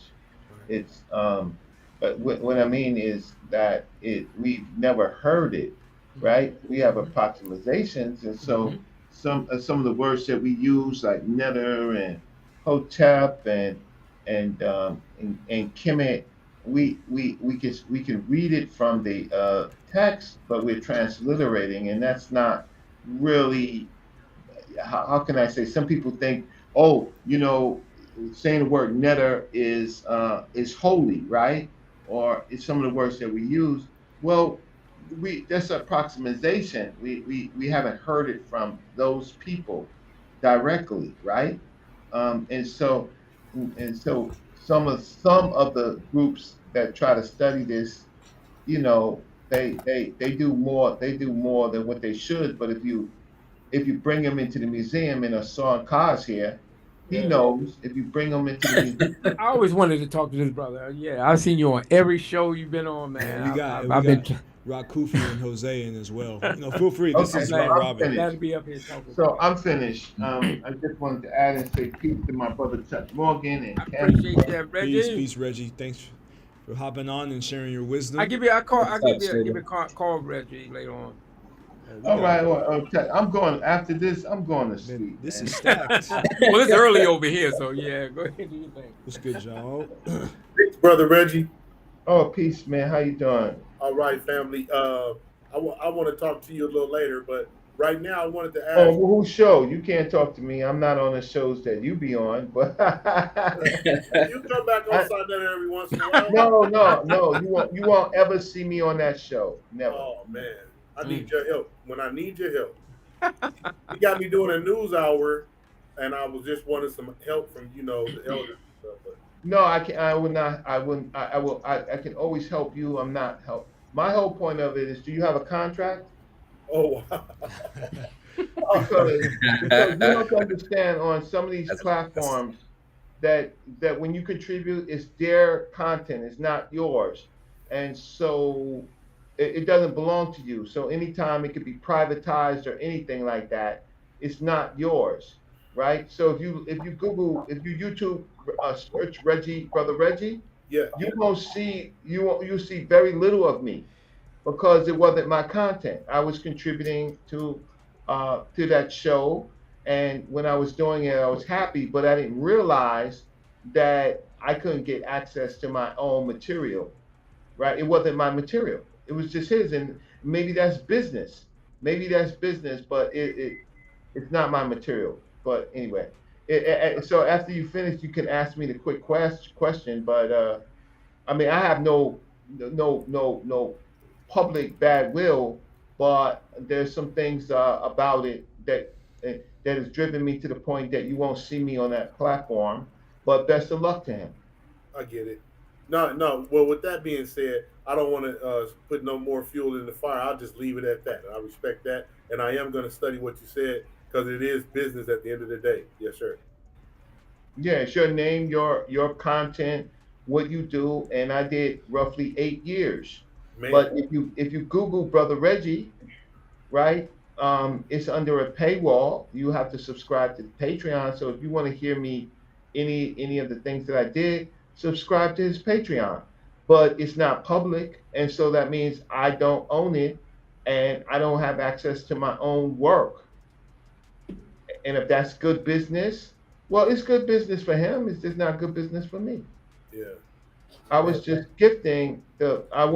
I was helping the people and the platform, but at the end of the day, when there's a disagreement, then it comes to be a whole bunch of other things that I don't want to talk about. I get it.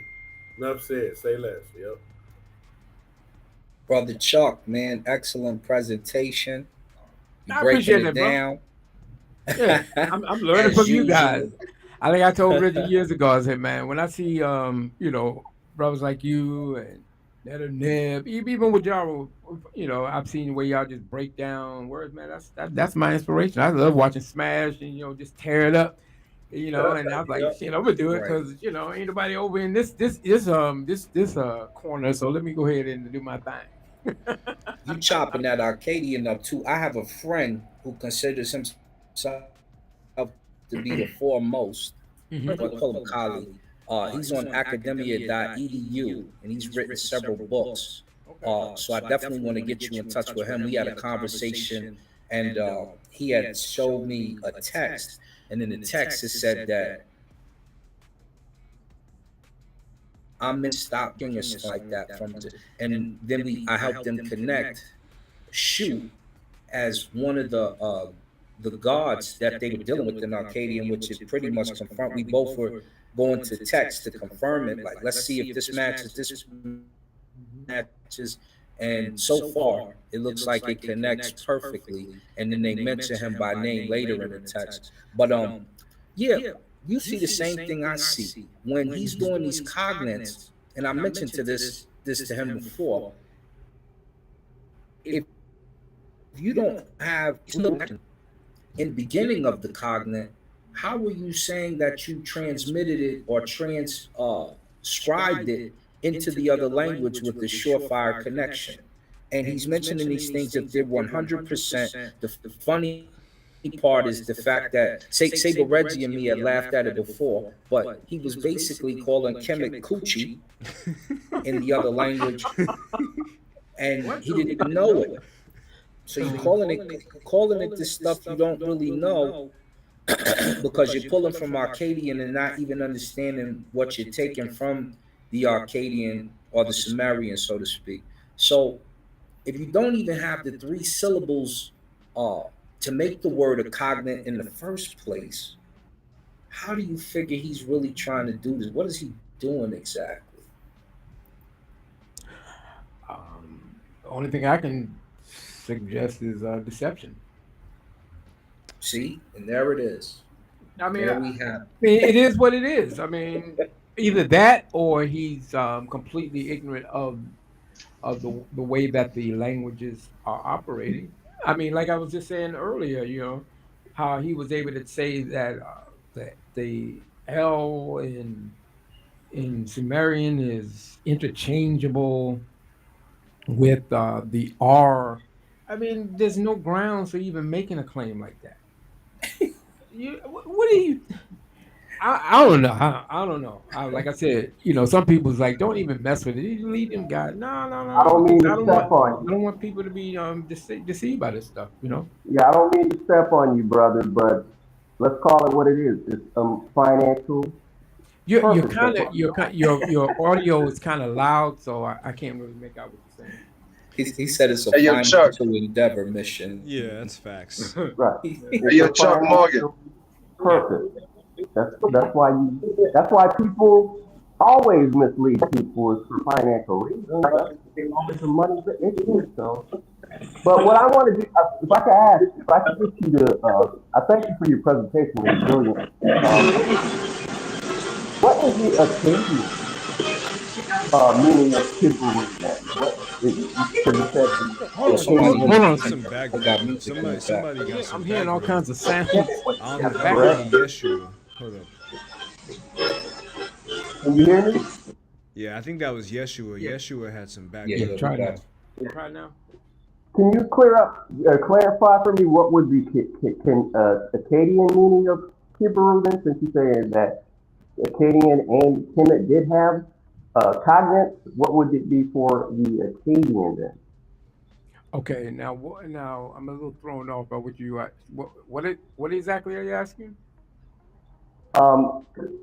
This word is it Kibble that we keep that he was Kiduru. claiming was Okay, so you're okay. talking about Kidiru? Yeah. Yeah, What he's that asking word. is if there's Akkadian cognates of the word Kemet or the word Kiduru. In Akkadian? Is there Is there an Akkadian equivalent to it? Yeah.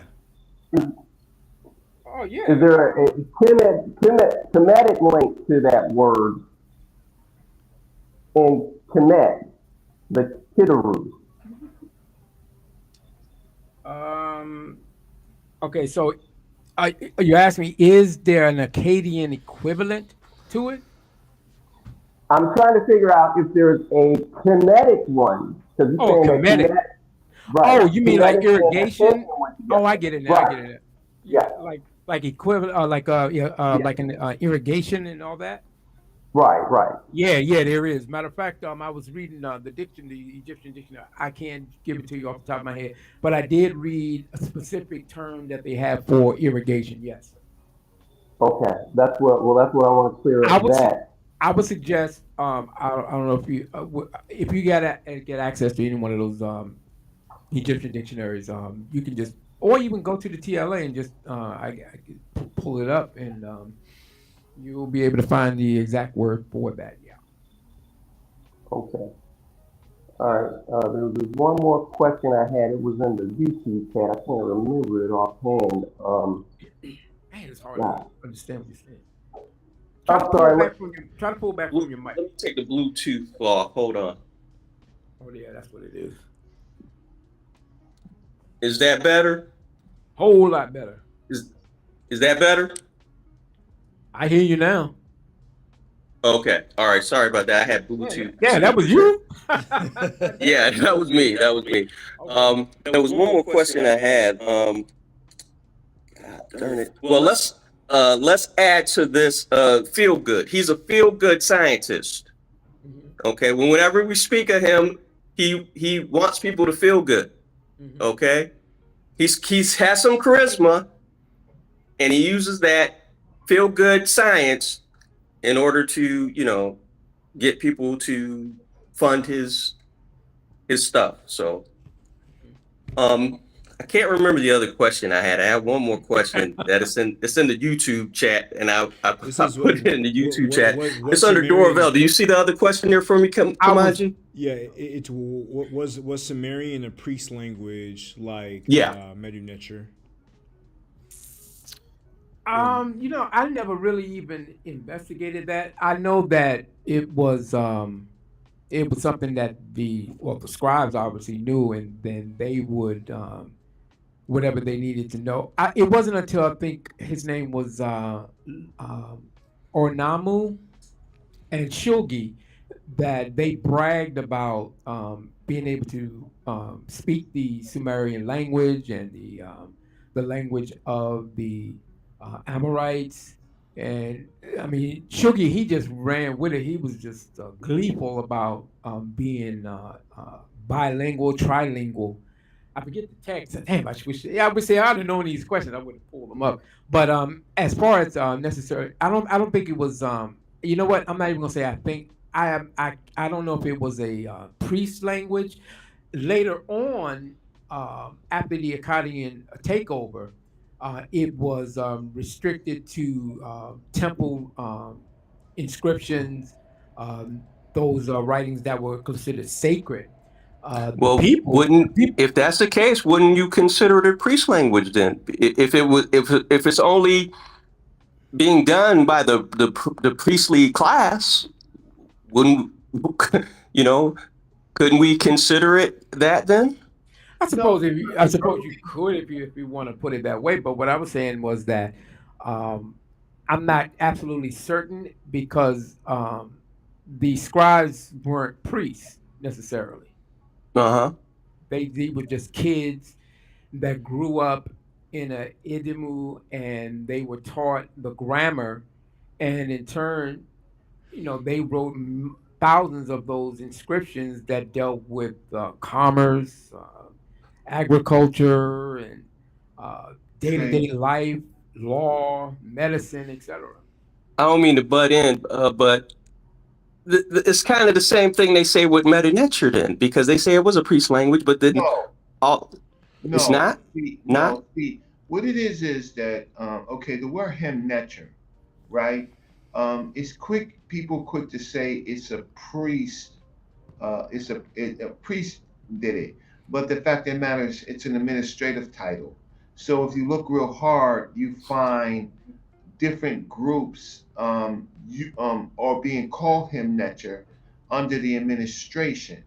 But there are groups of people who some of the Kemetic people that make it seem like it's a priestly language, but the fact of the matter, it's a scribal language. And so when you have uh, descriptions of war and things like that, or even when you have what you have with king writings on even on Karnak talking about their victories, it's priestly has something to do with our connection to the English language and thinking that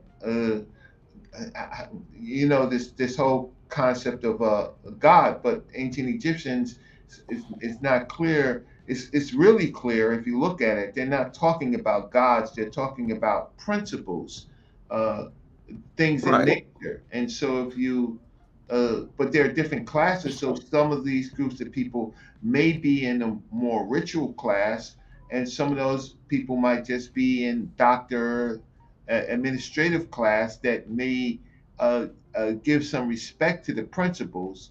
Basically, half dozen and six is the same. So I don't care what you call yourself. You're still you're basically a group of people that has influence over other people. Whether you call yourself priest, king, or whatever, Oh, you're that's what still operating. You're operating in that particular. no, that's how. So you got to be careful about. Um, I said in the beginning, it's an administrative title. It's an Yeah, who administrative, are the administrators? They're the leaders. They're the but people who are governing the people. that doesn't necessarily mean that they are priest. You have to understand the king. I get that. I don't care what you call them. What you're doing, it's what you're You want to doing. read the See, we get paper. caught up on names a lot and titles. No. If you're doing something, that's what you are. I don't If care what you call yourself. Okay, so the difference between myself and other people is that occasionally we actually have to write. And if we write things oversimplified, then we will be attacked. You can't go and write in a journal article, right? Oversimplification. And I know Chuck Morgan knows this, and Asar knows this. Camdiverse knows this, right? You can't do that now in public. If we're just talking a public conversation, you can have it your way in Burger King. But if I was to write an abstract, a written paper, and that's what we're doing with Asar and Imhotep.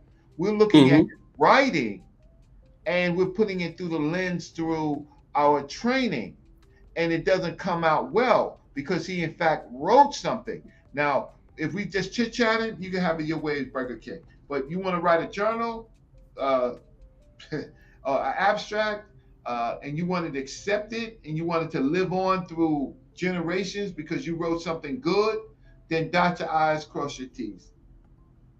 Right, I get what you're saying, but like I said, we get caught up on titles a lot of the time. But if people are operating in the same capacity, doing the same thing, they're leaders.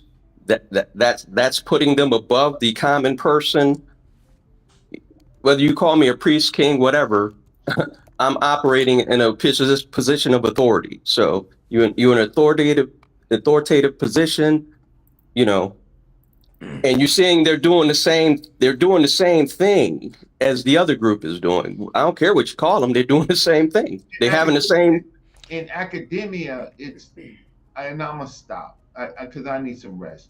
In academia, again, you can do anything that you want on this YouTube page, and you can argue me up and down. Write something. Oh, I'm not arguing with you. I'm just trying to make a point. I get what you're saying. I get you have to be specific. I get that. But when you boil everything down to the common denominator, what's left is what it is.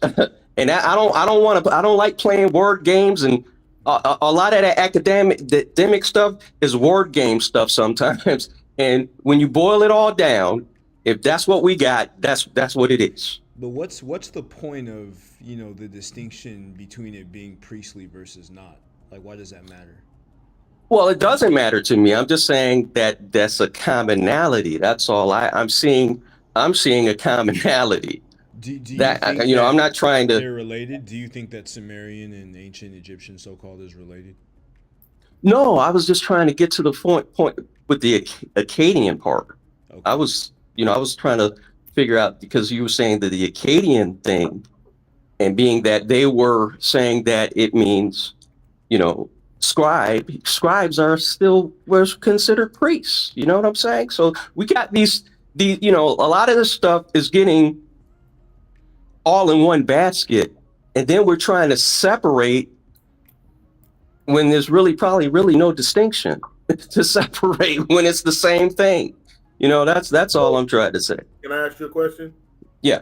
So when you say that the same, are you viewing that from the aspect, since Kemet had a priestly scribal unit, you're saying the Sumerian scribal unit would automatically, just because Kemet had it for priest, would be priest too? No. I'm just saying, because their practice can be different. Yeah, and they can. Okay, but they still is similar. You know what I'm saying? It's still because all they're doing is essentially copying off each other in the first place and just renaming it, rebranding it. Essentially, that's all anybody ever does is copy off of somebody else and just rebrand it. Okay. Heard of the towels that was found in Badios, the ivory towels of what met in action form, as opposed to just like in talking in full sentence form, as opposed to just like counting that the Sumerians had. So they're saying, some scholars are attesting that they were contemporary languages, and some are even saying that Kemet is older. You talking about older than Sumerian? Yes. Like the language or the writing? The actual language, which were writings as well, but for a long time, scientists that held, or Egyptologists or historians, that Sumerian was older than Kemetic writing. But now, Yeah, that's a little bit. I mean, See Reggie that, and probably. that's exactly what I mean. You get one person saying what, man. If you boil it all down, when everything ends up being the same, it's the same. I don't give a damn what you call it. Okay, Yeah. if it's the Well. same, it's the same. Well, I mean, I Okay. Hey, think yo, is I. Chuck Morgan still there? Yeah, Yeah, I'm right Chuck. here. Chuck is Chuck, here. hey Chuck, man, that was very thorough. You know what I mean? I didn't even know a little bit. I didn't know a lot about what Saul was doing, but that was very thorough, man. I was like beating a dead horse. You really overkilled that dude, man. Hey, I And appreciate that. just for the simple fact that you can't speak the language or nobody can speak it, he's dead. That's the point. Yeah, he's dead He's in the dead. water. He can't But even Chuck, man, reply. that was beautiful. Appreciate that, bro. Yeah, I'm It gonna. should be no more conversation. It should be I no don't more think conversation there with that. shouldn't be any more conversation No. because unless you're going to be able to show where any linguist that studies those languages and they say that, okay, well, we don't know exactly how it sounded, but you, for some reason, knows how these words are pronounced, by the experts don't, then we got to question why haven't you submitted your documentation before the board For a for board, scrutiny? yeah. And where's the R? Exactly. people It's fall like on the Where's the R? when you Where's the ask. R? that's like a J. Hey, Reggie. And Reggie, man, hey, I love what you did to to Unc. He did not reply to what you were saying. He just used the show for his show. Reggie So he did left. not reply to what you was. Oh, he's gone. Yeah, Reggie left. Yeah, I wanted Okay, to well, to, yo. to reply in the chat, to Tony Apsu, and we talked about this a little bit before. The so-called Mesopotamian New Rats, Old Kingdom mummy. There are so many problems with that study that I'm gonna have to do another show with that or about that. But plain and simple, like if you read the peer-reviewed document of the study, these authors came into the conversation trying to affirm that the Old Kingdom mummy was Mesopotamian. And the peer reviewers disagreed with their methodology. They thought it was lackadaisical. And they opted for them to choose a Levantine intermediary between Mesopotamia. So then they redid the analysis and then they settled on North African or Moroccan, Middle Neolithic. But if you look at the craniometric analysis, their dental morphological analysis, the QPADM and FStats that they used, it's messy. It is extremely messy. So anybody trying to use that as a way to link Africans with Sumerians, nasty work. That's all I'm going to say about that right now until my video. Trash. I looked at it myself. Yeah. Absolutely. I looked at it myself and I was looking because, yo. No, I was just saying. Yeah. I love the way Camji verse broke it down last time with his discourse with Ngozi, because what we got today, what I heard on the Ngozi thing today, he just took Egypt all the way and put it in the Middle East somewhere. Oh yeah, he put it in the Levant. Hold on, I don't want to use this point while we still talking about this because we still here, right? Absolutely. And you're right. I was like, nah, brother, but I didn't choose to go in on my brother today. But when you look at the article, 3 things are being ignored, and I had already pulled them up, and it would debunk what they're making these videos out of. It says, 1, that it appears that a sub-Saharan strand of African made its way up to Libya. So that's how the article starts. So we already know it's coming from Inner Africa, and we know it's coming from Nubia. Yeah. Then it says that the specimen is 80% North African, 20% Asiatic, and it has dark skin. Dark to black. This is the article. Yes. So the article is already peeling them apart. I don't know where they're getting all this extracurricular stuff from. And then after all of that, we know what the ancient Tibu people look like. In other words, we know what the first Libyans look like. So it's not like you could run around and claim otherwise. And we had UNESCO do the research, and the bodies that they're uncovering in those early graves are Tibu. from the Libyan side. So if you're not talking Libyan, probably mixed with a little Asiatic, what are you doing? Yeah, and I ran a separate, admixture You ran a picture analysis. in Copilot like me. Say one What time. was the phenotype? Because you read so It's many things and people be mixing stuff up. You get confused after a while. so the phenotype is sub-Saharan that made its way up to Libya. So the article starts, I'm gonna say this again, right? The article starts out sub-Saharan strand makes its way up to Libya. Wow. Then it says the Takakori people in particular. So if you're from Takakori and you're a sub-Saharan strand and you make your way up to Libya, it starts to paint a picture for you. Hey, Asar, what's another name for the sub? Oh, Mr. Rich, you broke up Breaking for up, me. Mr. Rich.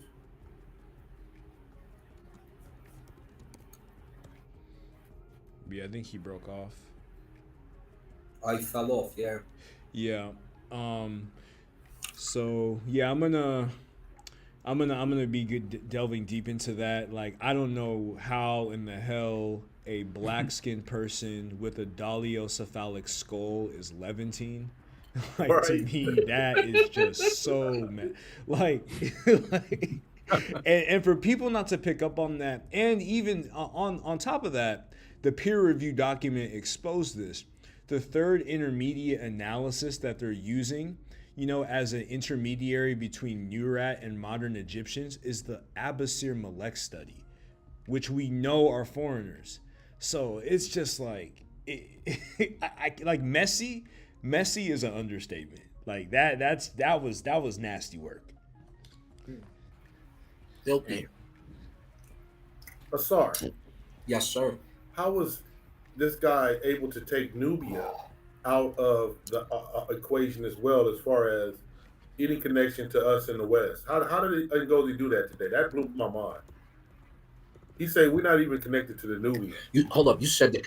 Let's not talk Yeah, he about does that. let's not talk about him on this show. Let's just save that He for a said. He different said, "Let's show. end and go." Hold, let's do this though, right? Because we did this on our brother Smash's show, right? Yeah. So Ngozi is a Fulani. He's connected to ancient Egypt. Period. So- Yeah, genetically. Yeah, I expose that, but I don't want to. I don't want to delve into, because to me, Ngozi Amir is a grifter. He's like a few degrees removed from Thief X. So like, we'll handle that on another Okay. show. Perfect. I got you. But for this, I probably got like maybe another 10 or 15. So if anybody has any questions for Chuck, feel free to ask. If you're enjoying the show, you can hit the link or the Cash App, $Comgyverse. We're here talking about the pseudo-linguistic theories of Asar Imhotep in relating Sumerian to Proto-Bantu. And this has been a really illustrious presentation by Chuck Morgan. And we appreciate all the love and support for the channel. Anybody got any questions? Or any other things you want to ask Chuck? Chuck, are And you Chuck, there? you sound solid. You got my number in the back. No, yeah, I'm Hit here. me up, fam. So Chuck, Oh, hell yeah.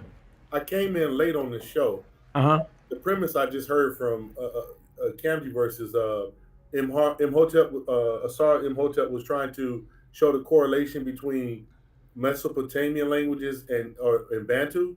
What's specifically ancient Sumerian? Sumerian, okay. Mhm. And it's a horrible job, apparently, to what I'm hearing.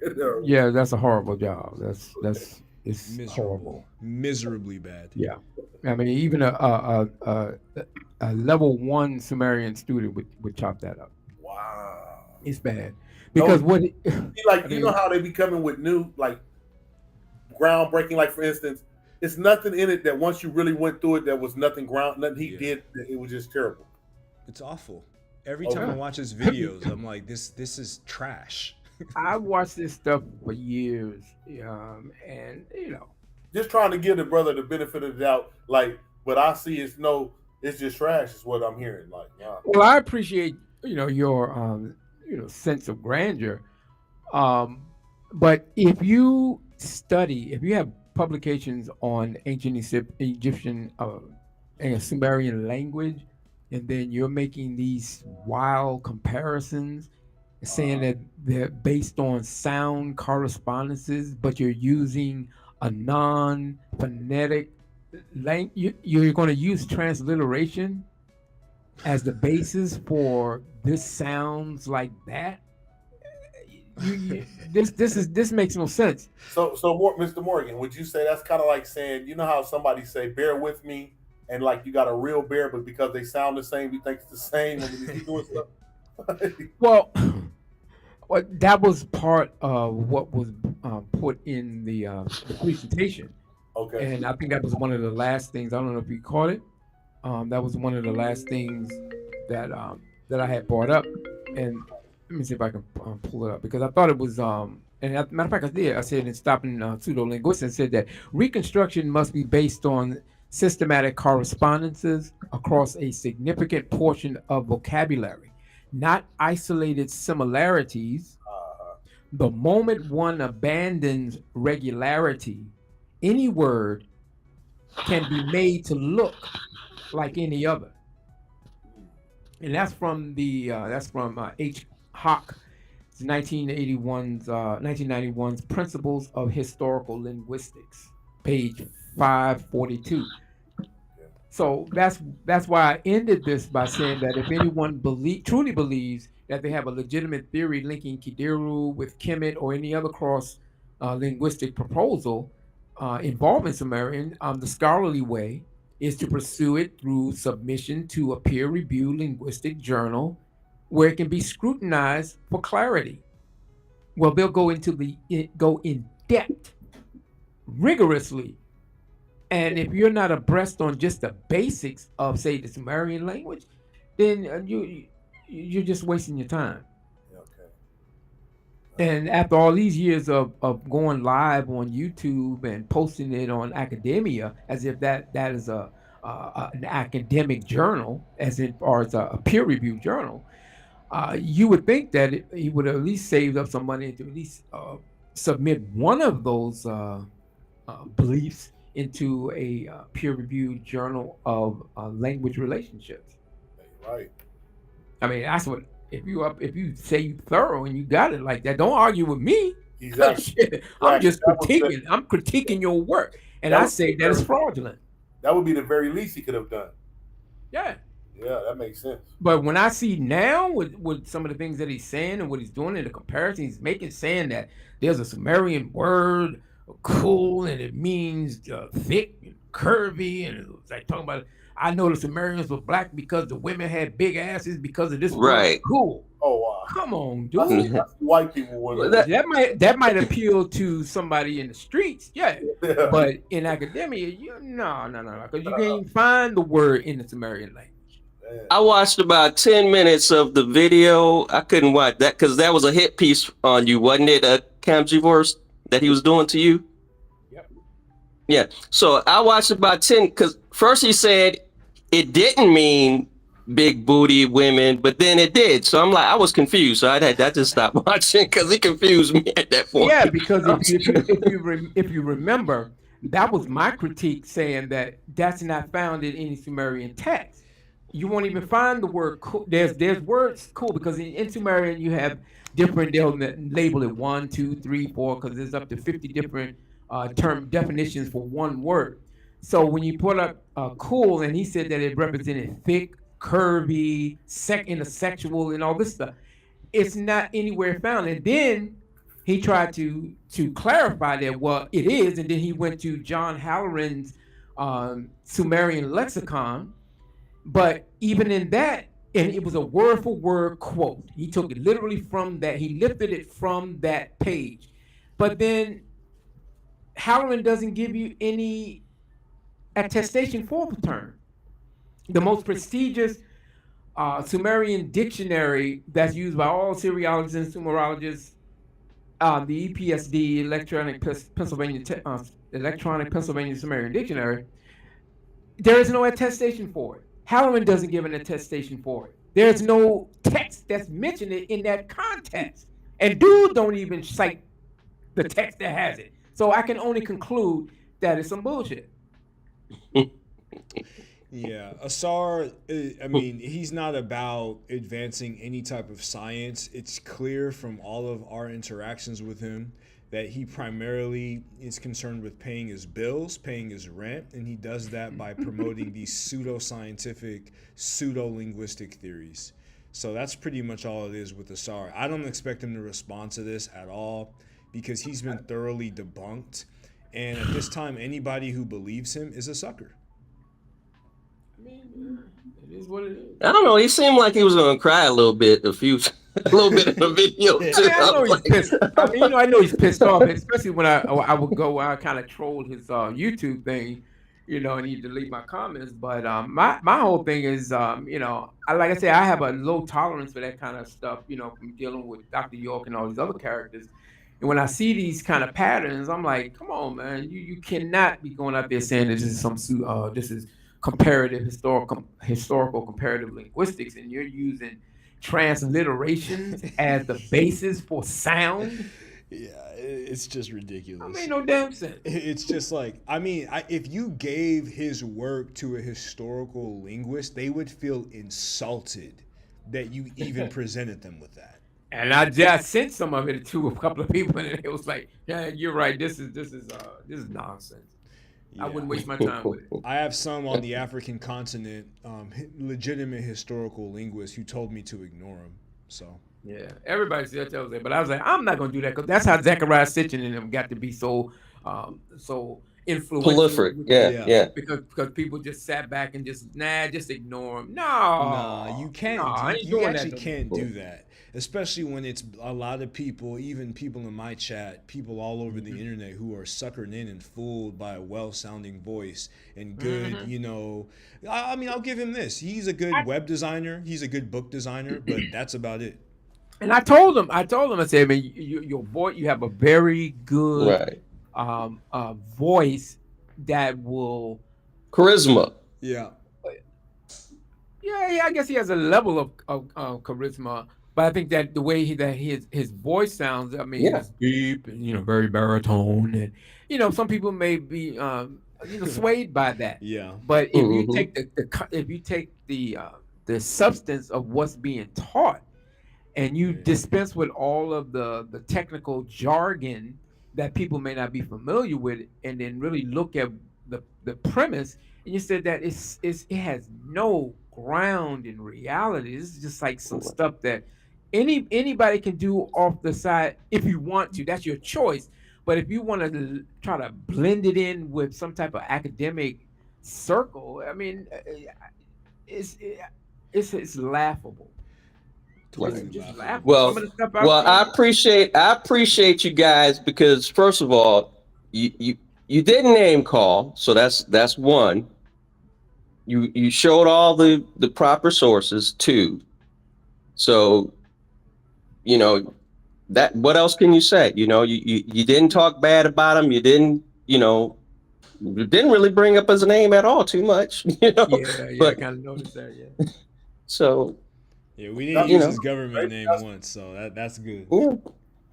Chuck should be an example for future, corresponding type of shows. That this is how you do it when you are opposed to a certain person's position. You don't have to cuss them out. Let them speak for itself and be very, charismatic about it. Yeah, go to the works and critique it and challenge it. And I disagree because of this, and this.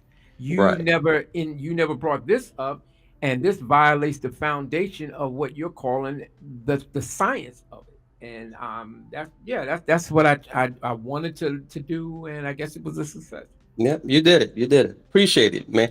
Every time you come on Camzyverse, you always hit a home run. So I appreciate that. I appreciate that. I really appreciate that. Yeah, I'm trying to keep it, professional because I had a tendency to get, every time I've heard you've always been professional. You haven't, like I said, you don't get down in the mud. There's no sense in getting down in the mud with nobody. You know, especially like you said, when you don't really have the knowledge that you are professing. So that's like that, like Dr. Clark said. I only argue with my equals. I don't, Yeah. you know, I'm And gonna all others argue I with you teach. for. All others I teach. All others Yeah. I teach, yeah. Yeah. All right, y'all. I'm about to get ready to hop off. So you have Yeah, any man, I last gotta go. words? I ain't even been to sleep. I've been up all night, at work and now. As soon as I came home, I had to go and Great get show, this. Campuverse. Great Appreciate show, that. Chuck. I appreciate y'all for even listening and just watching it. I really appreciate that, man. Thanks so much. I appreciate everybody for tuning in, especially everybody in the chat. Appreciate all the supporters. You've been listening to Comgyverse. It's a collaborative African Center platform.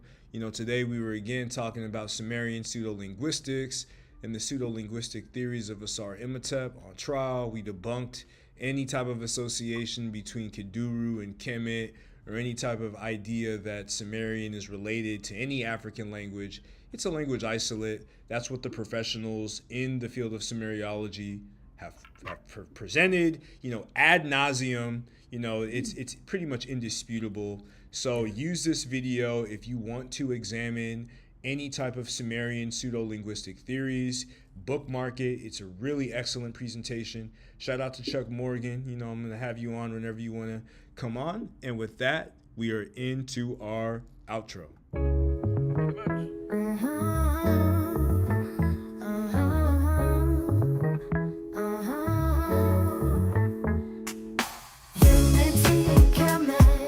Truth burns bright. We stand as one, exposing your lies tonight. No scam or false prophet can dim our light. Keep it unfiltered, let pride takes flight. Shut up, you dumb, you sound like a coon. Get out, stay clear of this room. We proud, we black, rich, and forever stay paid. They lies and killing spring from the soil they mislaid. Their tales are sham, cooked up by scammers who toil. So shut up, chief X, you're a grifter, spoil. Your bohannon drivel and your soul. Coptic worse, their language is liturgical, not to rehearse curse. While Ethiopian and Nubian cops and Cairo so merciful. Drop true surgical, leaving your myths pitiful. You act like black folks ain't speaking Remy, give me your idiocy. Runs deep, can't study, can't even see. Bubble, brother, hush up before I knock your sugar out. Don't twist our ancestors' lore, I'll butcher your clout. Unity in Kemet, our truth burns bright. We stand as one, exposing your lies tonight. No scam or false prophet can dim our light. Keep it unfiltered, let pride takes flight. You claim you came from Baltimore, just more trash on display. I bet the faithful flock was up, dusting your ass away. Into that fat orange cat, you're dumber than a box of rocks. Pushing assimilation is politics that shock like cheap mock. We spot you for a mile, your act just isn't slick. This is real knowledge, not your kuna logical scholarship. If you scared, you should be watch as I spit. God's flame, no bars, no game. You're dumb when I put you to shame. When your twisted lies crumble and your fake talk fades, our united voice echoes, truth never degrades. From the ashes of the sea, our spirit invades. In Kemet's name, your false crown forever cascades. Ghazi aka Amir, the scam's a total disgrace. Spitting away with one jargon at a crooked scheme and pace. Your twist words confused, try to carve it by space. A fraud, your fake gospel body you with no base. You try to fool slow blacks with your bogus empty guys, but your clumsy act crumbles under truth's piercing eyes. Kemet stands united, no room for your deceitful art. Step aside, false prophet, your lies won't break a heart. Unity in Kemet, our truth burns bright. We stand as one, exposing your lies tonight. No scam or false prophet can dim our light. Keep it unfiltered, let pride takes flight.